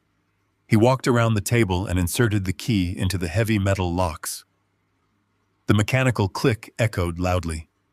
The steel cuffs fell away from my wrists, hitting the concrete floor with a dull thud. I stood up, rubbing the circulation back into my hands. I straightened the collar of my windbreaker, shrugging off the last remnants of the helpless older brother persona. Tobias closed his briefcase, offering a single satisfied nod. "Let us go catch a flight," the lead agent said, opening the heavy metal door. We walked out of the interrogation room and into the bright, chaotic hallways of the federal building. The trap had been flawlessly constructed. The bait had been taken. Gavin thought he had orchestrated the perfect betrayal. He was about to learn that true wealth is not about what you can steal. True wealth is having the infinite patience and the absolute power to ruthlessly excise the poison from your life. I was going to sever my brother from my family permanently, and I was going to watch him shatter. The rain battered the sleek silver fuselage of the jet, parked at the far end of the Hawthorne private airstrip. Inside the leather-lined cabin, the air was thick with the smell of expensive champagne and unearned victory. Gavin stood near the cabin door, swirling a crystal flute in his hand. He looked down at his tailored suit, adjusting his cuffs with a smug sense of finality. Beside him, Roxanne leaned against the polished mahogany bar. She wore a designer trench coat over a silk dress, her eyes fixed entirely on the glowing screen of Gavin's phone resting on the counter. "We should be in the air right now," Roxanne complained, tapping her manicured nails against the wood. "If those cartel animals find out you left the city before the money clears, they will come straight here." Gavin laughed, a sharp, dismissive sound that echoed in the confined space. He took a sip of his champagne, letting the bubbles burn the back of his throat. "Let them try," he scoffed. "By the time those thugs figure out what happened, we will be drinking rum on a private beach in Costa Rica." He picked up his phone, checking the time. It was 4:55 in the afternoon. "My idiot brother is standing in the bank lobby right now," Gavin said, a cruel smile stretching across his face. Calvin has spent his entire pathetic life following the rules. He worked a boring job, he drove a boring car, and he lived in a boring house. He actually believed I would pay him $500 to sign a piece of paper. He is so terrified of his own shadow that he probably got to the bank an hour early just to make sure he did not mess it up. Roxanne smiled, taking a sip from her own glass. And once he signs it, the money is ours. Every single penny, Gavin confirmed, setting his glass down. He stared out the small oval window at the rain-soaked tarmac. I promised our mother I would let Calvin feel useful. Now he gets to be the most useful idiot in federal history. He signs the wire release, the $1.2 million bounces from his fake shell corporation into our offshore account, and the feds swoop in to arrest him for international fraud. The cartel loses their cash, and Calvin takes the fall. It is poetry. The digital clock on his phone rolled over to exactly 5:00. A chime echoed through the cabin. A high-priority encrypted notification flashed across the screen of his phone. Gavin snatched the device, his eyes widening as he read the automated text from the offshore clearinghouse. "The wire is initiated!" Gavin shouted, raising his fists in the air. "The funds are in motion. We are rich, Roxanne. We are absolutely untouchable." He turned toward the open cockpit door, where the pilot was sitting quietly in the captain's chair, reviewing a digital flight manifest. "Fire up the engines," Gavin commanded, his voice booming with arrogant authority. "We have the green light. Get this bird in the air right now." The pilot, a retired military aviator with a thick gray mustache, slowly turned his head to look back at the cabin. He did not reach for the ignition sequence. He did not touch the throttle. He simply crossed his arms over his chest. "We are not going anywhere," the pilot said, his voice completely flat. Gavin froze. His triumphant smile instantly hardened into a scowl. "What are you talking about?" he demanded, stepping aggressively toward the cockpit. "I paid you double your standard charter rate to have this plane fueled and ready for a hot departure. The money is moving. I am giving you a direct order to fly." The pilot tapped the glass screen of his communication terminal. "The control tower just revoked our clearance," he explained calmly. "The runway is locked down. Ground control is refusing to lift the barricades, and they just instructed me to power down all electrical systems. We are grounded." Panic, a cold and sudden spike of pure terror pierced through Gavin's chest. He looked at Roxanne, whose face had suddenly lost all its color. "It is the cartel," she whispered, her voice trembling. "They found us, Gavin. They tracked the flight plan. They paid off the tower. Shut up." Gavin snapped, his breathing growing rapid and shallow. He pulled a thick stack of $100 bills from the inner pocket of his suit jacket and threw it onto the co-pilot's empty seat. "Listen to me very carefully," he told the pilot, leaning over the console. "I am giving you another $50,000 in cash the second we land in San Jose. I do not care what the tower says. You override the lock, you start those engines, and you put this plane in the sky. If we stay on this tarmac, we are dead." The pilot looked at the stack of cash and then looked back at Gavin with an expression of profound pity. "You do not understand," the pilot said, pointing out the windshield. "It is not the tower keeping us here." Gavin jerked his head around to look out the front glass of the cockpit. Through the heavy rain, he saw the headlights. They were not moving at a normal speed. A convoy of 4 massive black tactical vehicles tore through the perimeter gate of the airstrip. Their tires sent huge arcs of water spraying across the asphalt. The vehicles did not slow down as they approached the runway. They accelerated, moving in a perfectly synchronized predatory formation. Gavin stumbled backward out of the cockpit, his heart hammering against his ribs like a trapped bird. "Get out!" he screamed, grabbing Roxanne's arm and yanking her toward the cabin door. "We have to run." Before they could even reach the bottom of the aircraft steps, the 4 black vehicles surrounded the plane entirely. One slammed its brakes inches from the nose gear. Another blocked the tail. The remaining 2 boxed in the wings, cutting off any conceivable avenue of escape. The screech of wet brakes echoed across the empty airfield. Gavin stood paralyzed on the bottom step of the aircraft, the cold rain instantly soaking through his expensive Italian suit. He looked frantically at the dark-tinted windows of the vehicles, expecting to see cartel assassins stepping out with automatic rifles. He braced himself for a hail of bullets. He squeezed his eyes shut, waiting for the end. But the gunfire never came. Instead, the heavy reinforced doors of the vehicles swung open in unison. More than a dozen men and women poured out onto the wet tarmac. They were not wearing the cheap suits of cartel enforcers. They wore dark tactical gear with bold yellow letters stamped across their chests. "Federal agents, do not move," a voice roared through a heavy megaphone cutting through the sound of the rain. "Keep your hands where we can see them. Step away from the aircraft." Gavin opened his eyes, completely bewildered. The Federal Bureau of Investigation was supposed to be arresting his brother at a bank downtown. They were supposed to be seizing the Phantom LLC. They had absolutely no reason to be at a private airstrip 30 miles outside the city limits. His mind scrambled to process the failure. The wire transfer had initiated. He had received the notification. The plan had been flawless. Then the rear door of the lead vehicle slowly opened. A man stepped out onto the wet asphalt. He was not wearing tactical gear. He wore a crisp, dark, tailored suit that cut a sharp, imposing silhouette against the gray storm. He walked with a slow, deliberate rhythm that commanded absolute attention. He did not look like a frail, retired old man living on a fixed income. He looked like an apex predator who had just trapped his prey. Gavin felt all the air leave his lungs. His knees grew weak. It was Calvin. My brother stood in the freezing rain, flanked by 2 federal agents, his posture towering and absolute. The pathetic, hunched older brother persona was completely gone. The man staring back at Gavin was the ruthless logistics titan who had crushed corporate empires without breaking a sweat. Calvin stepped forward, the rain running down his face. He looked at Gavin with a coldness that was far more terrifying than any cartel threat. "You signed the transfer?" Gavin stammered, his voice cracking as the rain plastered his hair to his forehead. "I got the notification. The money moved." "How are you standing here?" "The money moved." Calvin replied, his voice projecting clearly over the storm. But it did not move to the Cayman Islands, Gavin.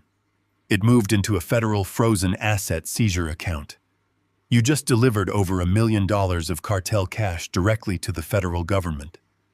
You handed them the exact routing numbers they needed to track the entire operation. Gavin's jaw dropped.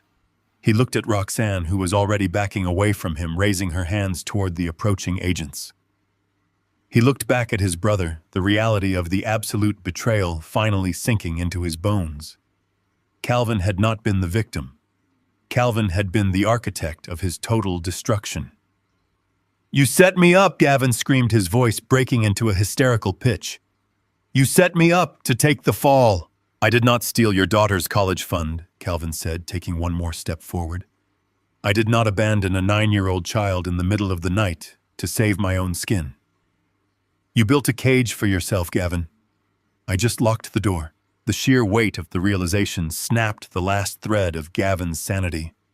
He was looking at decades in a federal penitentiary and a cartel that would hunt him until his dying breath. He let out a primal scream of pure panic. He shoved Roxanne aside, sending her stumbling to the wet pavement.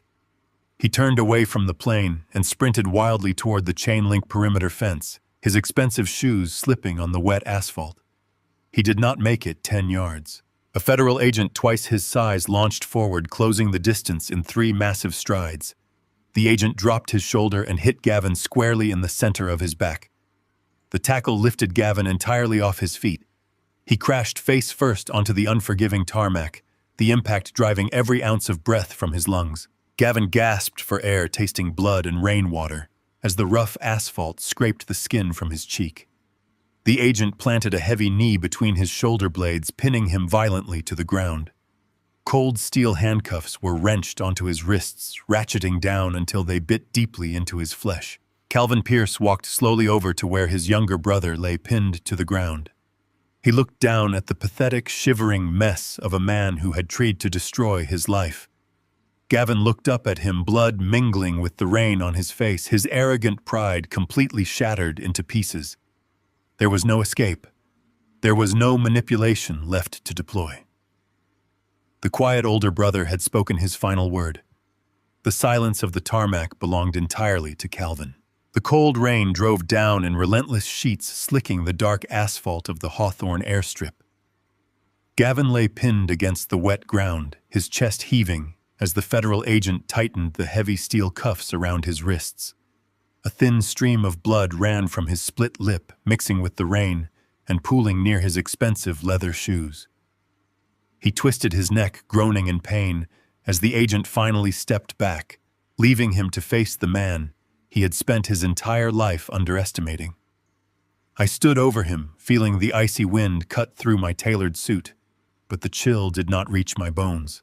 I felt nothing but absolute clarity. The chaotic noise of the tactical raid began to settle into a methodical rhythm as the agents secured the perimeter and cleared the private jet. Gavin looked up at me, his eyes darting frantically as his mind desperately tried to construct a new reality. The arrogant sneer was completely gone. In its place was the pathetic, trembling facade of a frightened younger brother. He spat a mouthful of bloody water onto the tarmac and forced a pathetic whimper from his throat. "Calvin," he gasped, his voice breaking perfectly on cue. "Calvin, you have to help me. You have to tell them this is a massive mistake. I did not want to do any of this. They forced me, Calvin.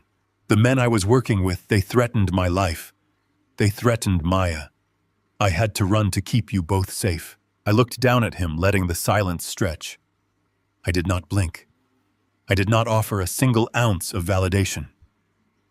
The lead federal agent walked up to stand beside me, crossing his arms over his tactical vest, watching the performance with clinical detachment. Gavin saw the silence and panicked, pushing harder into his fabricated victimhood. He thrashed slightly against his restraints, looking from me to the federal agents. "You do not understand," he cried out, blinking away the rain. "I was trying to fix it. I was trying to get the money back so I could pay them off and disappear. I never meant for you to get hurt, Calvin. You are my big brother. Mom told you to always look out for me. You promised her you would protect me. You cannot let them take me away. You have the money, Calvin. You told the judge you had millions. You can post my bail. You can hire the best defense attorneys in the country. We can beat this together. Please, Calvin, do not leave me here to die." A few feet away, Roxanne stood shivering in her designer trench coat. Two federal agents had her boxed in against the side of the black tactical vehicle. She was watching the exchange with wide, terrified eyes. She had her hands raised in a gesture of absolute surrender, playing the terrified hostage. She was shivering uncontrollably, mascara running down her cheeks with the rain. "I do not know anything." She sobbed loudly, making sure the agents heard her. "I am just his girlfriend. He told me we were going on a vacation.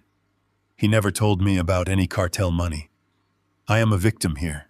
Gavin twisted his head to look at her, his expression shifting to absolute devotion. "She is telling the truth," he yelled over the sound of the storm. "Roxanne is innocent. Leave her out of this. She did not know anything about the shell corporations or the wire transfers. It was all me and the people who forced me into it. Just let her go, and Calvin, please just call your lawyers. We are blood, Calvin. Blood is thicker than anything." I took a slow, deliberate breath, letting the cold air fill my lungs. The sheer audacity of his lies was breathtaking. Even now, pinned to the asphalt, facing decades in a federal penitentiary, he believed he could manipulate his way out of the consequences. He believed he could invoke our mother's memory to shield himself from the absolute devastation he had orchestrated. I reached into the interior pocket of my suit jacket. The lead agent tensed slightly, but relaxed as I pulled out a sleek, cylindrical portable speaker and my encrypted smartphone. I did not say a word. I simply activated the speaker, placing it deliberately on the hood of the nearest tactical vehicle. The heavy thud of the magnetic base attaching to the metal resonated in the quiet storm. I synced the Bluetooth connection. The small blue light on the speaker blinked steadily, cutting through the gloom. Gavin stopped struggling. His eyes locked onto the speaker, a sudden shadow of genuine terror crossing his face. "What are you doing?" he whispered, the fake bravado bleeding out of his voice entirely. "You always thought you were the smartest person in any room, Gavin," I said, my voice low and steady, carrying effortlessly over the rain. You thought because I lived quietly, because I chose to build a simple life after I sold my company, that I was weak. You thought because I honored my promise to our mother to keep you out of trouble that I was blind to your true nature. You thought you could bleed me dry and I would simply bow my head and take it. But you forgot one crucial detail about the fortune I built. I built it by anticipating every possible betrayal before it ever happened. I took a step closer, looking down at his bleeding face. When you started coming around my house last year asking strange questions about my retirement accounts and my social security numbers, I did not ignore it. I continued. I hired a private security firm. I had your mansion swept, and I had every device you own compromised. I have been listening to you for 8 months. I tapped the screen of my phone. A digital audio file loaded onto the interface. Let us hear how much you truly care about blood, I said, pressing play. The portable speaker crackled to life. The audio was crystal clear, capturing the ambient acoustics of Gavin's sprawling living room. The sound of ice clinking against crystal echoed across the tarmac. Then Gavin's voice filled the damp air. It was not the desperate pleading tone he was using now. It was arrogant, cruel, and dripping with absolute malice. I cannot believe how easy this is. The recorded voice of Gavin laughed. The old man is completely clueless. I already set up the Shell Corporation under his name. I forged his signature on the foundational documents yesterday. He thinks I am just helping him manage his pension. Then Roxanne's voice came through the speaker, bright and mocking. Are you sure he is not going to figure it out? She asked. Her voice was unmistakable, wiping away any illusion of her innocence. Calvin is a dinosaur, the recorded. Gavin replied, sneering. He barely knows how to use email. By the time the cartel money moves through the accounts and flags the federal system, we will be sitting on a beach in Costa Rica.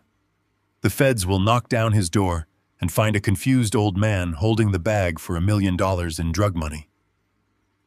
But what about Maya? Roxanne asked on the recording, sounding completely unbothered. Are you really just going to leave her behind? Maya is a useless anchor, the recorded. Gavin scoffed coldly. I will drop her off at his house right before we head to the airstrip. Let Calvin deal with her. He always wanted a family anyway. Now he gets to raise my kid while I take the money and vanish. He takes the fall, I take the cash. It is the perfect exit strategy. I tapped the screen, stopping the recording.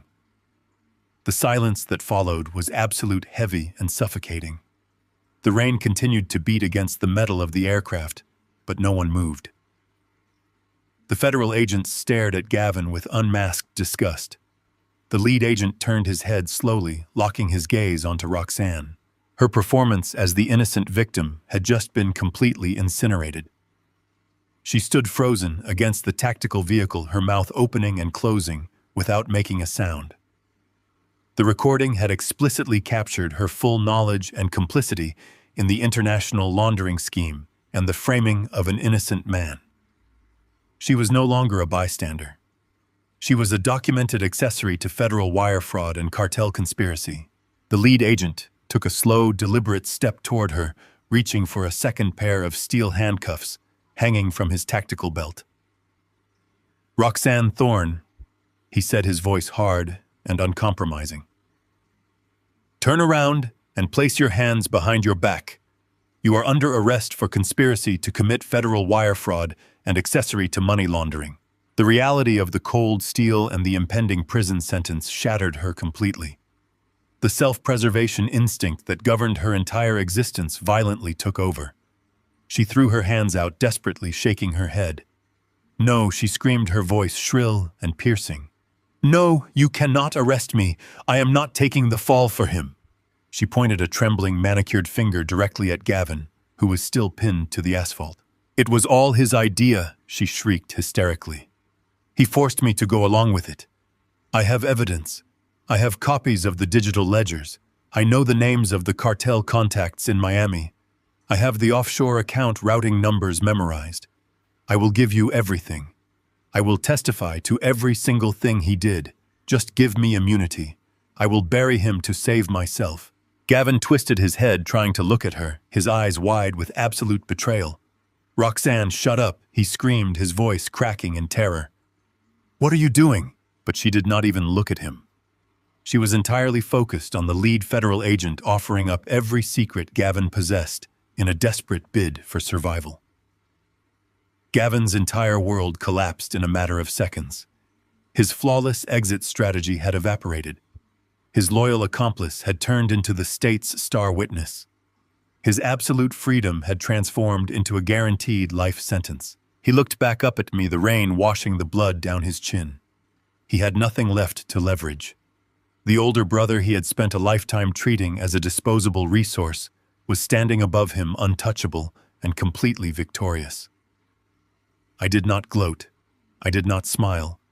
I simply reached down, picked up the portable speaker, and turned away from the pathetic wreckage of my brother's life, leaving him to face the cold, absolute consequences of his own arrogance. The cold rain continued to wash over the dark tarmac, matting my hair against my forehead and soaking through the shoulders of my tailored jacket. The heavy scent of aviation fuel and wet asphalt hung thick in the air. Gavin writhed against the rough ground, his chest heaving as the federal agent kept a heavy knee planted firmly between his shoulder blades. The absolute betrayal he had just suffered at the hands of Roxanne had finally broken through his carefully constructed delusions. He realized he had no allies left. The panic in his eyes contorted into a violent feral rage. He twisted his neck, scraping his bleeding cheek against the wet ground, just so he could look up at me. "You are a traitor, Calvin!" he screamed, his voice tearing through the ambient noise of the storm. "You set up your own flesh and blood. You are a coward who hid in the shadows while I actually tried to make something of this family. I gave you a piece of the biggest deal of my life and you stabbed me in the back." I looked down at him. I did not feel a single ounce of anger. I did not feel sorrow. I only felt the profound weight of a necessary amputation. Gavin was bleeding and broken, but he was still desperately clinging to his false narrative. He still believed he was the victim of my supposed jealousy. He spat another mouthful of bloody water onto the tarmac, struggling against the thick steel cuffs binding his wrists behind his back. "You think you have won," he sneered, his chest hitching with ragged breaths. "You think handing me over to the federal government makes you a hero. You are nothing, Calvin. You are a pathetic old man who has nothing to show for his miserable, lonely life. You will die in that boring suburban house with nothing but your boring little rules." When he realized his insults were bouncing off my silence like rain off stone, he shifted his tactics. He reached for the only weapon he thought he still possessed. He reached for his daughter. "What about Maya?" he demanded, his voice dropping into a sinister, accusatory register. "What is going to happen to my little girl, Calvin? When the cartel realizes their money is gone, they are going to come looking for blood. They know where I lived. They know where you live. You just painted a massive target on a 9-year-old child. You just sentenced my daughter to death to satisfy your own petty revenge." The federal agents standing around us remained perfectly still, watching the exchange with clinical detachment. The lead agent kept his hand resting casually on his tactical belt, allowing me to finish what I had started. I took a slow, deliberate step forward until the toes of my leather shoes were inches from Gavin's face. I looked down at the man who had spent his entire existence consuming everything and everyone around him. I allowed the stoic, quiet persona I had worn for a decade to completely evaporate. I straightened my spine, standing tall and absolute against the driving storm. I let the full weight of my actual authority radiate outward. "You do not get to speak her name," I said, my voice low and resonant, cutting through the sound of the rain with lethal precision. "You lost the right to call her your daughter the moment you abandoned her in my kitchen to save your own pathetic life. You did not leave her with me because you thought she would be safe. You left her with me because you hoped the men hunting you would find her first. You intended to use your own child as a decoy, Gavin. You used her college fund to buy your way into a cartel money laundering syndicate." Gavin flinched as this absolute truth struck him, but he stubbornly kept his chin raised, trying to project a defiant sneer. "She is my daughter," he hissed through his bloody teeth, fighting against the weight of the agent pinning him down. "You cannot take her from me. I am her father. I have legal rights. When I get out of this, I am coming for her. You have no legal standing to keep her, Calvin." I reached into the interior pocket of my suit jacket. My hand brushed past the encrypted burner phone and closed around a thick, folded document. I pulled the heavy water-resistant paper into the cold rain. I slowly unfolded the pages, letting the bright white sheet contrast against the dreary gray of the storm. I crouched down, bringing the document right into his line of sight. The heavy black ink at the bottom of the page carried the official seal of the Federal Family Court. I held it steady in the driving rain, ensuring he could read every single word printed on the heavy stock. "This is an emergency petition for permanent legal custody," I said, my voice devoid of any emotion. "I stood in front of a federal judge this morning while you were sitting in this jet drinking champagne." I handed the judge an unredacted portfolio of my actual financial assets. I showed the court the tens of millions of dollars I commanded while you thought I was living on a modest pension. I proved that I have the absolute resources to protect Maya from the mess you created. The judge signed the order, Gavin. The federal government has formally stripped you of all parental rights. I watched his eyes scan the signature at the bottom of the page. I watched the final realization crush the last remaining fragment of his massive ego. He looked at the federal seal and then looked up at my face, searching for any trace of hesitation or mercy. He found none. "She is no longer your concern, Gavin," I said, standing back up and looking down at him. "You spent your entire life obsessing over fake wealth.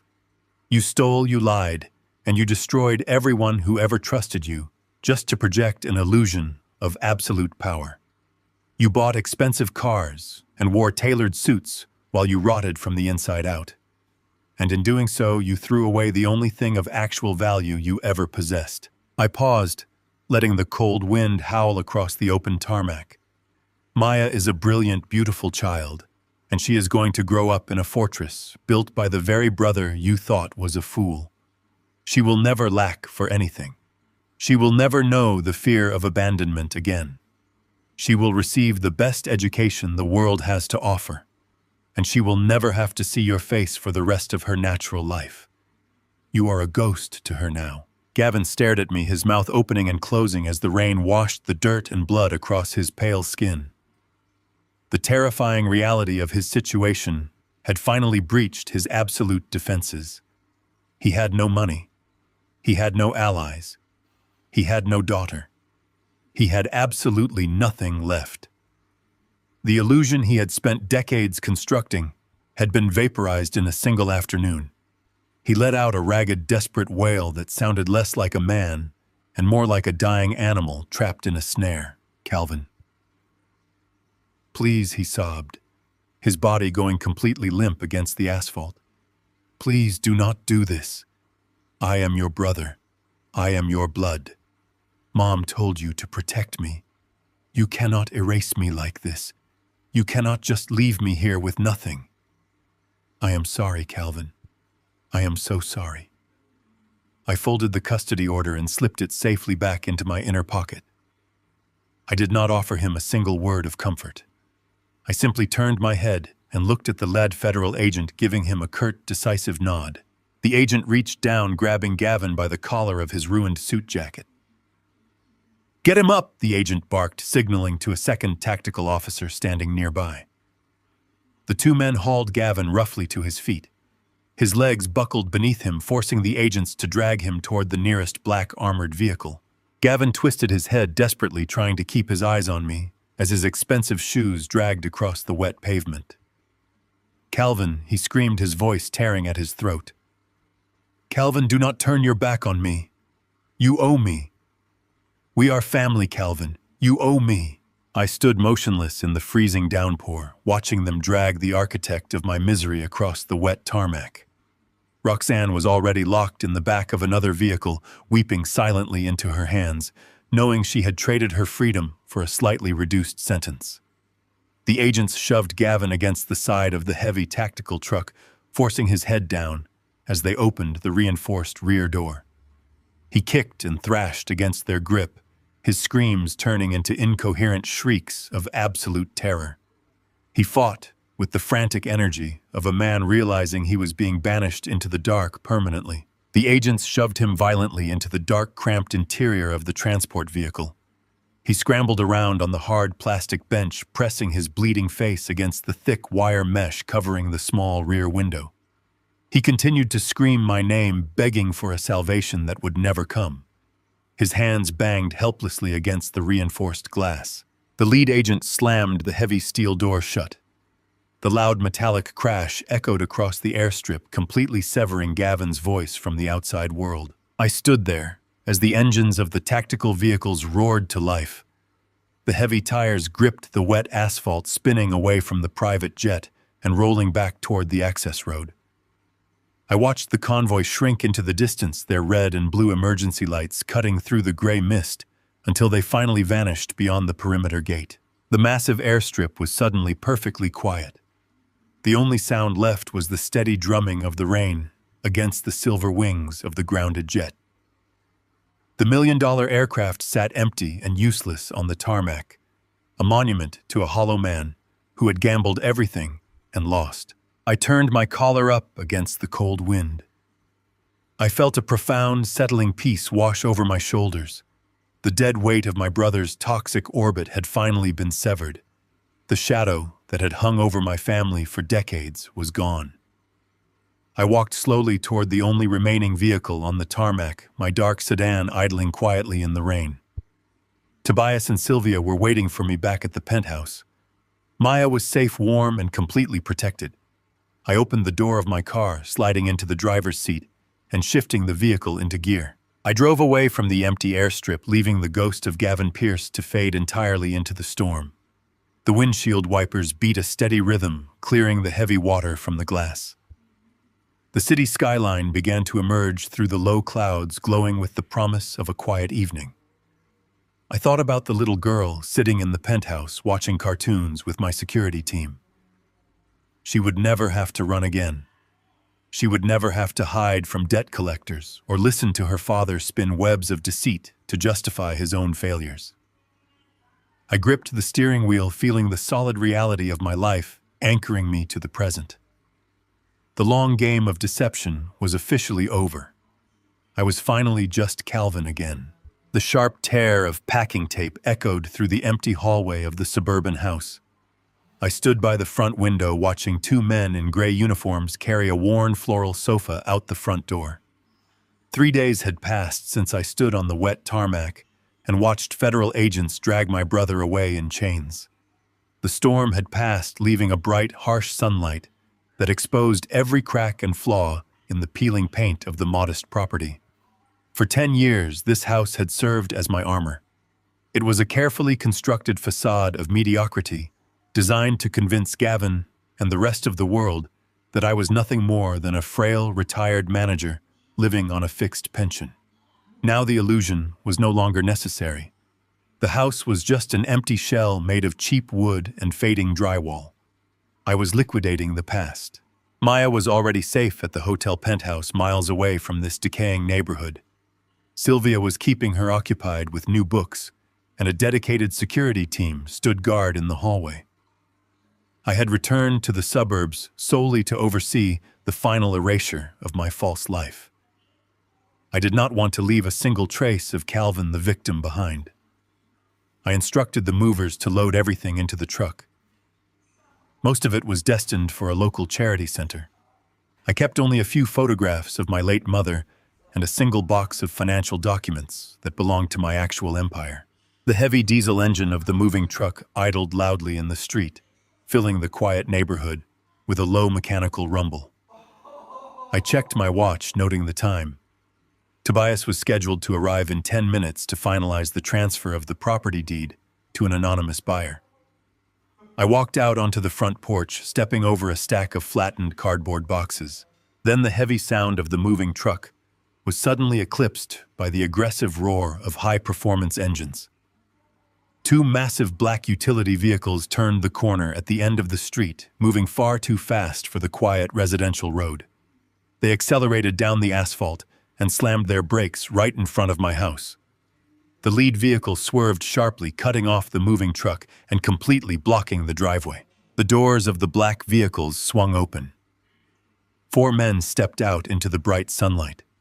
They moved with the heavy, arrogant swagger of predators who were used to operating with absolute impunity. I recognized the man in the front immediately. He had a thick neck, a flattened nose, and knuckles covered in pale scar tissue. He was the same man who had banged on my front door a week ago, screaming for Gavin. He was a mid-level enforcer for a local lending syndicate that catered to desperate men with gambling addictions and failed business ventures. He walked across my overgrown lawn, ignoring the concrete path. His 3 associates fanned out behind him, forming a wide, intimidating perimeter. The 2 movers who were carrying a heavy wooden dresser toward the truck froze on the sidewalk.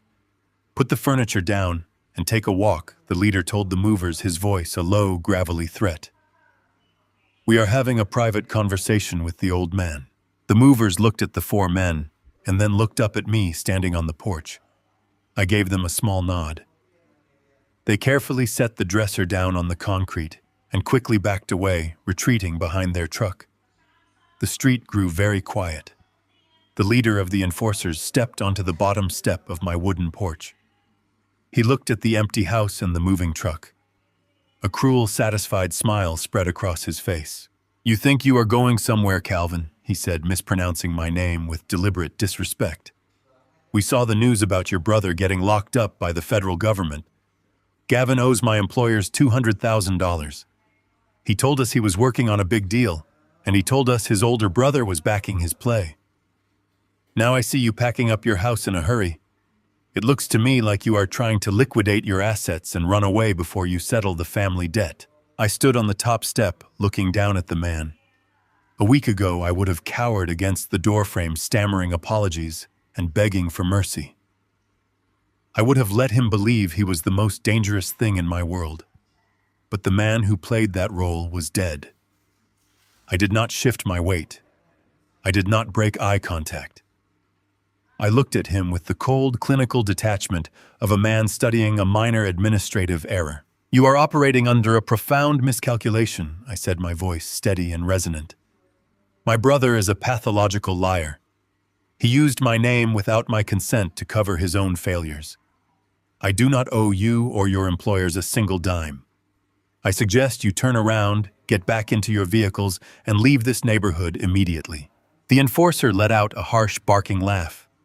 He took another step up the porch stairs, closing the distance between us. His associates moved closer to the bottom of the steps, crossing their arms and cracking their knuckles. "You do not give the orders here, old man," the leader sneered, leaning forward so I could smell the stale tobacco on his breath. "We know you are selling this property. We know you are trying to hide the cash.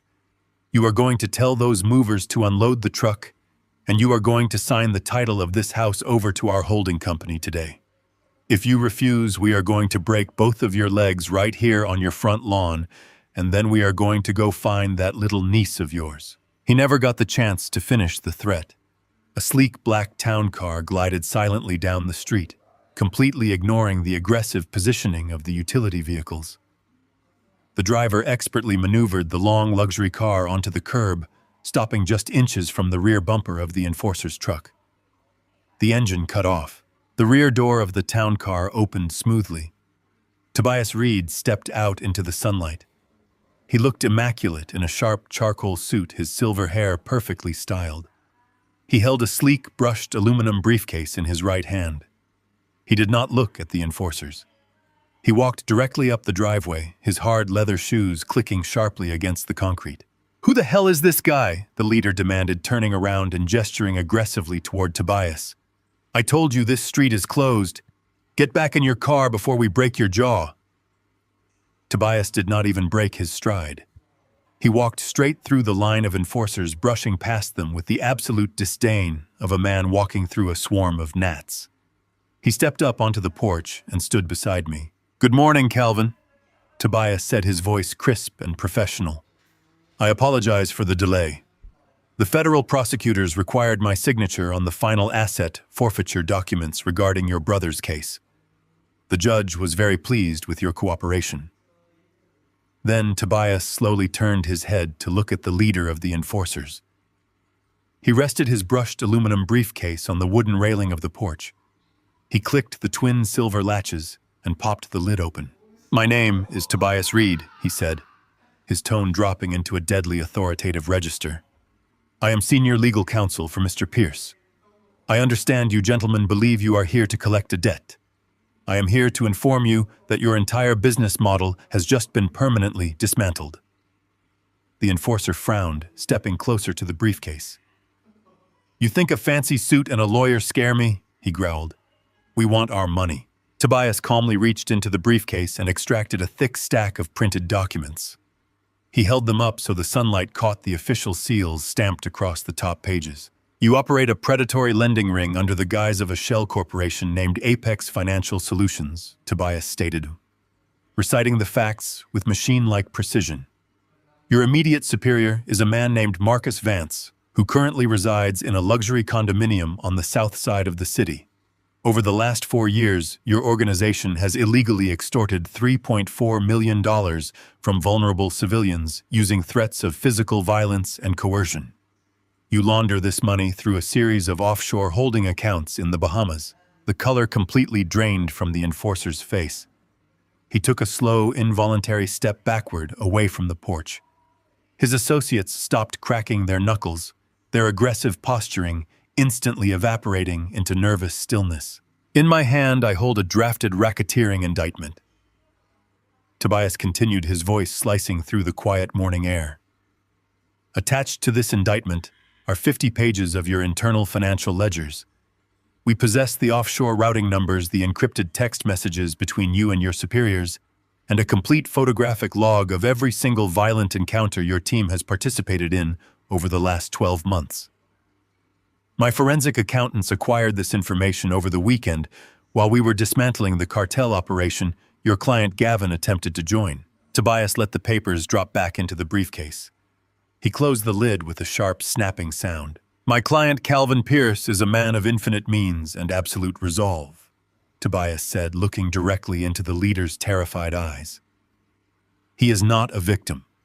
He is the man who just handed an international drug syndicate over to the Federal Bureau of Investigation without leaving a single fingerprint.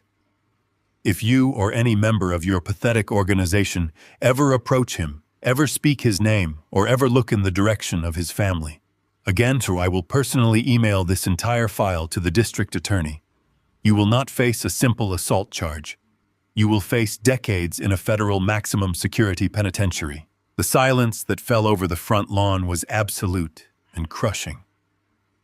The 4 men stood frozen in the sunlight, stripped of all their power and completely exposed. The leader looked at Tobias and then looked up at me. The arrogant swagger had been entirely erased from his posture. He finally realized he was not looking at a frail old man trying to escape a debt. He was looking at a ghost who could destroy his entire life with a single phone call. Without saying a single word, the leader of the enforcers slowly backed down the driveway. He raised a trembling hand, signaling his men to retreat. They moved quickly and silently, climbing back into their massive black vehicles. The engines started with a subdued hum. They threw the vehicles into reverse, backing frantically out of the street and speeding away without looking back. I watched them turn the corner and vanish from my life permanently. The threat was excised with surgical perfection. I turned back to the movers who were watching the entire scene with wide, astonished eyes. "You can finish loading the truck," I told them, my voice calm and polite. "We are done here." Tobias picked up his briefcase and offered a faint, satisfied smile. "The past has been officially liquidated, Calvin," he said, adjusting his jacket. "The town car is waiting. Maya is expecting us for lunch." I looked at the empty suburban house one last time. The peeling paint and the broken gutters no longer mattered. The illusion was over. I walked down the wooden steps, leaving the shadows behind, and stepped into the waiting car, ready to begin my actual life. The armored town car left the city limits behind. The heavy rain that had washed over the Hawthorne airstrip slowly faded into a soft, damp mist as we drove higher into the northern hills. I watched the landscape change through the thick, tinted glass. Maya sat beside me in the spacious leather back seat. She was perfectly still. Her small hands were folded tightly in her lap. She did not look out the window. She kept her eyes fixed on the floorboard, as if she were trying to make herself invisible. That was how my brother Gavin had trained her to survive. He had taught his own daughter that her presence was a burden, and that silence was her only defense. We turned onto a private road winding through dense ancient pine trees. Heavy wrought iron gates loomed out of the mist. They parted silently as the secure perimeter recognized our vehicle. The gravel crunched softly under the heavy tires as we approached the main house. It was a sprawling estate built of dark stone and rich cedar, sitting on the edge of a pristine private lake. I had purchased the property 6 years ago through a blind trust. I had spent millions securing the grounds, reinforcing the perimeter, and outfitting the property with state-of-the-art surveillance. I had never lived in it. I had built it specifically for this exact day. I had built it as a fortress for the moment I could finally tear my niece away from her father. The driver stopped the car near the heavy oak front doors. I stepped out into the cool, clean mountain air and opened Maya's door. She climbed out slowly, clutching her small, battered backpack to her chest. She looked up at the massive stone house and then looked up at me. Her expression was completely unreadable. There was no childlike wonder or excitement. There was only a deep, cautious calculation. She was measuring the trap she believed she had just walked into. We stepped inside the grand foyer. Warm golden light spilled across the wide plank hardwood floors. A massive stone fireplace anchored the center of the living room, radiating a gentle heat that pushed away the damp mountain chill. Floor-to-ceiling windows offered an unbroken view of the dark, tranquil water of the lake. Sylvia was waiting for us near the massive granite kitchen island. She had driven up ahead of us after securing the digital perimeter from the hotel penthouse. She offered Maya a soft, genuine smile, but she kept her physical distance. Sylvia understood the fragile nature of a traumatized mind. She knew that crowding the girl would only trigger her defensive instincts. Maya stopped at the edge of the entryway rug. She carefully slipped off her worn sneakers, lining them up with military precision against the wooden baseboard. She stood in her socks, looking down at her feet. She did not take a single step further into the house. I walked over and crouched down a few feet away from her. "Maya," I asked, keeping my voice low and smooth, "you can come into the living room. You do not have to stand by the door. The whole house is yours to explore." Maya lifted her head slightly. Her dark eyes darted around the vast open space and then settled back on my face. "Where is my room?" she asked, her voice barely above a whisper. Her tone was completely flat, devoid of any expectation or hope. She simply wanted to know where she was supposed to confine herself. I led her down the wide hallway toward the east wing of the estate. I opened a solid wood door and stepped aside. The room was bathed in soft light. It was a massive space painted in warm, calming tones.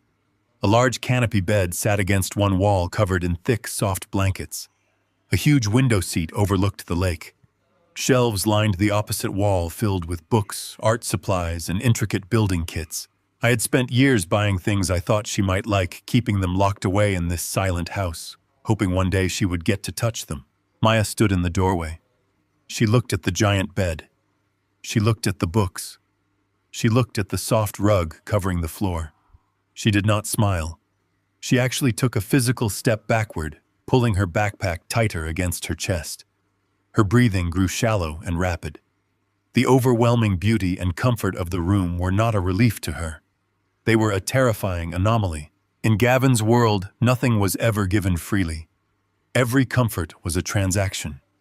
Every ounce of shelter came with a crushing, impossible debt.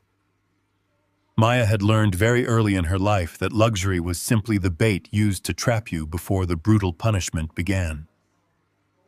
"What is wrong, Maya?" I asked, staying completely still. She looked up at me, her lower lip trembling. The stoic mask she wore to survive her father was beginning to crack. She swallowed hard, fighting back a wave of panicked tears. "What do I have to do?" she asked, her voice shaking. I frowned slightly, not fully understanding the question. "What do you mean, Maya? What do you have to do?" She gripped the straps of her backpack until her knuckles turned bright white. "What are my chores?" she asked, the words tumbling out in a rush of absolute fear. "What do I have to do to earn this room? Dad always said I was an expense. He said I consumed too much and produced nothing. When I wanted to sleep in the big bed at his house, he made me clean the garage and scrub the baseboards with a toothbrush. When I did not do it fast enough, he locked me in the laundry room. He said nobody gets to live for free." A surge of cold, homicidal fury flared in my chest. The mental image of my brother locking a terrified 9-year-old girl in a dark laundry room because she asked for a comfortable place to sleep made me want to drive back to the federal detention center and tear him apart with my bare hands. I forced the violent anger down, burying it deep in my gut. Maya did not need to see a monster right now. She needed to see an absolute immovable pillar of safety. I walked slowly into the room and closed the distance between us. I knelt down on the soft rug, bringing myself completely down to her eye level. I did not reach out to touch her.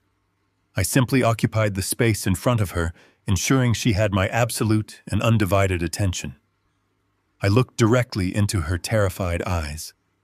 I spoke with a quiet, unyielding authority, letting the deep resonance of my voice fill the space between us. "Maya," I said, spacing my words out so she could absorb the absolute weight of each one. "You need to listen to me very carefully, and you need to believe what I am about to tell you. Your father was a weak, pathetic liar. He was a coward who hated himself, and he tried to make you feel small because it was the only way he could feel big. He lied to you about how the world works." I let that sink in, watching her eyes widen slightly. "You are a child," I continued, my voice firm and uncompromising. "A child does not earn their keep. A child does not pay off a debt simply for existing. In this house, you will never earn your food. You will never have to work for a safe place to sleep. You will never have to hide your face.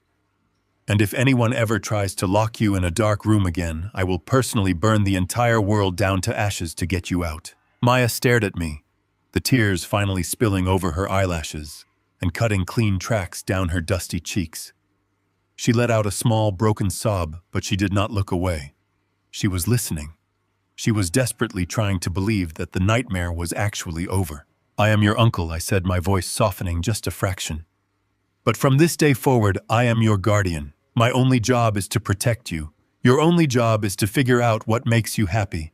You do not owe me anything, Maya. You never will." I stood up slowly, turning toward the doorway. Sylvia was standing quietly in the hall, holding a digital tablet. She stepped forward and handed the device to me. I walked back to Maya and held the glowing screen out so she could clearly see it. Displayed on the interface was a simple banking manifest. It showed a trust account registered entirely in her name. The balance sitting at the bottom of the page was a staggering sequence of numbers. "Your father stole money from you," I explained, pointing to the screen. "When you were born, I set aside a very large amount of money to make sure you would always be safe. Your father tried to take it to pay for his own mistakes, but Sylvia is very good at her job. Before your father was arrested today, Sylvia went into the banking systems and she took every single penny back." Maya looked at the numbers on the screen and then looked up at Sylvia, who offered a firm, validating nod. "That money belongs to you, Maya," I said, lowering the tablet. "It is sitting in an impenetrable account. It cannot be touched by your father. It cannot be touched by his creditors. It is your shield. It means your entire future is bulletproof. You will go to whatever school you want. You will live wherever you choose to live when you are older. You have absolute freedom. You are the absolute owner of your own life." The heavy, battered backpack slipped from Maya's hands, hitting the floor with a soft thud. The invisible weight she had been carrying, the crushing burden of Gavin's endless psychological torment, finally broke apart. She did not say anything. She simply stepped forward and wrapped her small arms around my waist, burying her face into my jacket. She wept. It was not the silent, suppressed crying of a terrified hostage. It was the loud, ugly, and completely necessary sobbing of a child who finally realized she was completely safe. I wrapped my arms around her, holding her securely against me. I rested my hand on the back of her head, standing like a stone pillar in the middle of the quiet room. I looked out the large window at the dark water of the lake. The rain had stopped entirely. The heavy clouds were breaking apart, letting the last golden rays of the evening sun strike the surface of the water. The frail, impoverished brother Calvin was dead and buried forever. The man standing in his place possessed infinite patience and boundless resources. The war was officially over. The estate was perfectly quiet. And for the first time in her entire life, Maya was finally home. The morning sun broke across the surface of the private lake, casting a brilliant blanket of gold over the dark, tranquil water. The heavy, violent storm from the previous days had completely vanished, leaving behind a crisp, clean sky that stretched endlessly over the sprawling estate. I stood in the center of the massive gourmet kitchen, listening to the quiet, efficient hum of the high-end appliances and the gentle crackle of butter melting in a hot, cast-iron skillet. The air was thick with the sweet, warm scent of vanilla and toasted batter. It was a simple, ordinary smell, but within the walls of this house it represented an absolute victory. For 10 excruciating years, my mornings had been defined by a carefully calculated routine of poverty and submission. I had forced myself to wake up in a decaying suburban house, to drink cheap, bitter coffee, and to wear faded, worn clothes. I had constructed a suffocating prison of mediocrity specifically to convince my younger brother that I was entirely harmless and fundamentally broken. That prison was now entirely dismantled. The heavy stone walls of my actual home surrounded me, providing an impenetrable fortress of silence and security. There were no arrogant loan sharks waiting at the end of the driveway to extort me. There were no federal agents demanding access to my financial records. There was only the peaceful isolation of the northern hills and the absolute certainty that the power dynamic had been permanently inverted. I flipped a thick golden pancake in the hot skillet, watching the heat curl the edges into a perfect crisp. I did not rush the process. I moved with the slow, deliberate rhythm of a man who no longer had to constantly look over his shoulder. I transferred the steaming pancake to a heavy ceramic plate, adding a small square of fresh butter and a generous pour of warm maple syrup. I set the heavy skillet aside on the cool granite counter and wiped my hands on a clean cotton towel. I heard the soft padding of footsteps moving across the hardwood floor of the main hallway. Maya stepped cautiously into the bright kitchen. She was wearing oversized, comfortable cotton pajamas that Sylvia had purchased for her the day before. Her dark hair was still slightly tangled from a long, uninterrupted sleep, framing her young face in soft, uneven waves. She stopped at the edge of the massive kitchen island, resting her small hands lightly on the smooth, polished stone surface. I watched her closely, measuring her posture and the steady rhythm of her breathing. Just a few days ago, she had arrived at this house completely paralyzed by the terrifying belief that she had to constantly earn her right to exist. She had been brutally conditioned by a monster to view every single comfort as a dangerous trap and every provided meal as an impossible transaction. She had fully expected to be handed a scrub brush and a list of grueling physical chores before she was even allowed to ask for a simple glass of water. But this morning, the atmosphere was fundamentally different. She did not shrink away from the bright, natural sunlight streaming through the floor-to-ceiling windows. She did not pull her shoulders up to her ears in a protective, defensive flinch. Her breathing remained slow and perfectly even. The heavy, crushing weight of her father's toxic orbit was finally beginning to lift permanently from her small, fragile shoulders. I picked up the warm ceramic plate and walked slowly around the massive island. I pulled out a tall wooden stool and waited patiently for her to sit. She climbed onto the tall stool without a single moment of hesitation, swinging her legs slightly above the floor. I placed the plate of warm pancakes directly in front of her, setting a polished silver fork neatly beside it. I poured myself a fresh cup of black coffee from the glass carafe on the counter and leaned casually against the opposite side of the island. I did not give her any strict instructions. I did not demand any forced gratitude. I simply stood there sipping my coffee and waited, allowing her to completely dictate the terms of the morning interaction. Maya looked down at the steaming plate. The fresh butter was melting perfectly into the deep amber pool of syrup. In her past life, a plate of rich food like this would have been a cruel psychological test. Gavin would have used it to mock her, holding it just out of reach, until she begged or apologized for some fabricated, invisible infraction. He would have turned a simple breakfast into an agonizing game designed specifically to reinforce his absolute sadistic control over her spirit. She stared at the food for a long, silent moment, her dark eyes tracking the white steam rising from the warm, sweet batter. I saw a tiny flicker of dark memory pass across her face, a brief, haunting shadow of the old terror she used to live with. I remained perfectly still, offering no pressure and no expectation. Then the dark shadow completely passed. Maya did not flinch. She did not cry. She did not look up at me with the quiet, paralyzing terror of a hostage waiting for the other shoe to drop. She simply reached out her small hand and picked up the silver fork. She cut a generous piece of the golden pancake, gathering a thick, heavy layer of syrup, and brought it to her mouth. She chewed slowly, tasting the sweet, warm vanilla. She swallowed, and then she looked up at me. For the first time since I had pulled her from the violent wreckage of my brother's chaotic life, she did not look at me like I was a looming threat. The deep, cautious calculation in her dark eyes was completely gone. She looked at me, and the corners of her mouth lifted. She gave me a small, bright, and entirely genuine smile. It was not a loud or dramatic gesture. It was just a quiet, simple acknowledgement of absolute safety. I smiled back at her, raising my warm coffee mug in a silent, respectful toast. I took a slow sip of the dark, bitter roast, letting the profound, absolute peace of the morning settle deep into my bones. My mind drifted briefly away from the warm safety of the kitchen and traveled back toward the cold, damp city. I thought about the sterile, freezing concrete of the federal detention center where Gavin was currently waking up. My younger brother was facing 20 years in a maximum security federal penitentiary. The relentless federal prosecutors had stripped him of every single hidden asset, every offshore bank account, and every fraudulent shell corporation he had spent his entire life building. The violent drug cartel he had foolishly tried to manipulate was actively hunting his former associates, and the federal government was perfectly content to let him rot in solitary confinement for his own protection.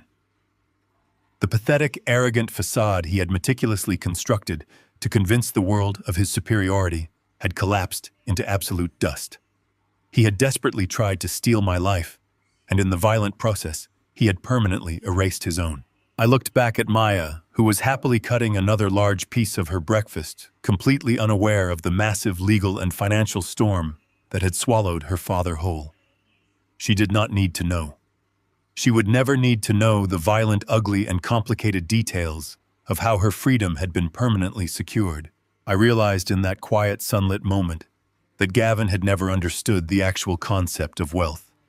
He had spent his entire pathetic existence believing that power was defined solely by the superficial things you could accumulate to impress complete strangers. He thought wealth was expensive watches, fast, exotic cars, and the arrogant ability to make other people feel incredibly small. He thought money was a blunt weapon you used to abuse the very people who loved and trusted you. He was entirely wrong. True wealth had absolutely nothing to do with what you could selfishly hoard or loudly display to the world. True wealth was the absolute unmatched power to ruthlessly excise the poison from your life without a single ounce of hesitation or regret. It was the ability to look at a terrifying, relentless threat and dismantle it with cold, surgical precision. It was the infinite financial capacity to build a fortress so strong and so absolute that the darkness of the outside world could never breach the walls. But above all else, true wealth was the simple, quiet strength required to protect the people who actually mattered. It was the ability to place a plate of warm food in front of a traumatized child and know with absolute unyielding certainty that she would never be hurt ever again. Maya finished her bite and swung her legs happily against the wooden stool. The bright morning sun continued to rise over the private lake, filling the sprawling, beautiful estate with a brilliant, unbreakable light. The long, silent reckoning was completely finished, The natural, proper order of my family had finally been restored. I finished my coffee, setting the empty ceramic mug on the cool granite counter, and walked around the island to sit beside my niece, ready to begin the rest of our lives. The profound events of this story reveal a crucial truth about human nature and the concept of value. We often confuse superficial accumulation with actual strength, believing that expensive possessions and arrogant behavior equate to power. However, true power is entirely quiet and defensive. It is the absolute ability to protect your peace and establish unbreakable boundaries against those who seek to exploit your generosity. The story teaches us that we must never allow toxic family members to consume our resources under the guise of loyalty. We must identify the poison and remove it with unwavering, absolute resolve. If you found this story compelling, please consider sharing it with someone who might need a reminder of their own quiet strength today.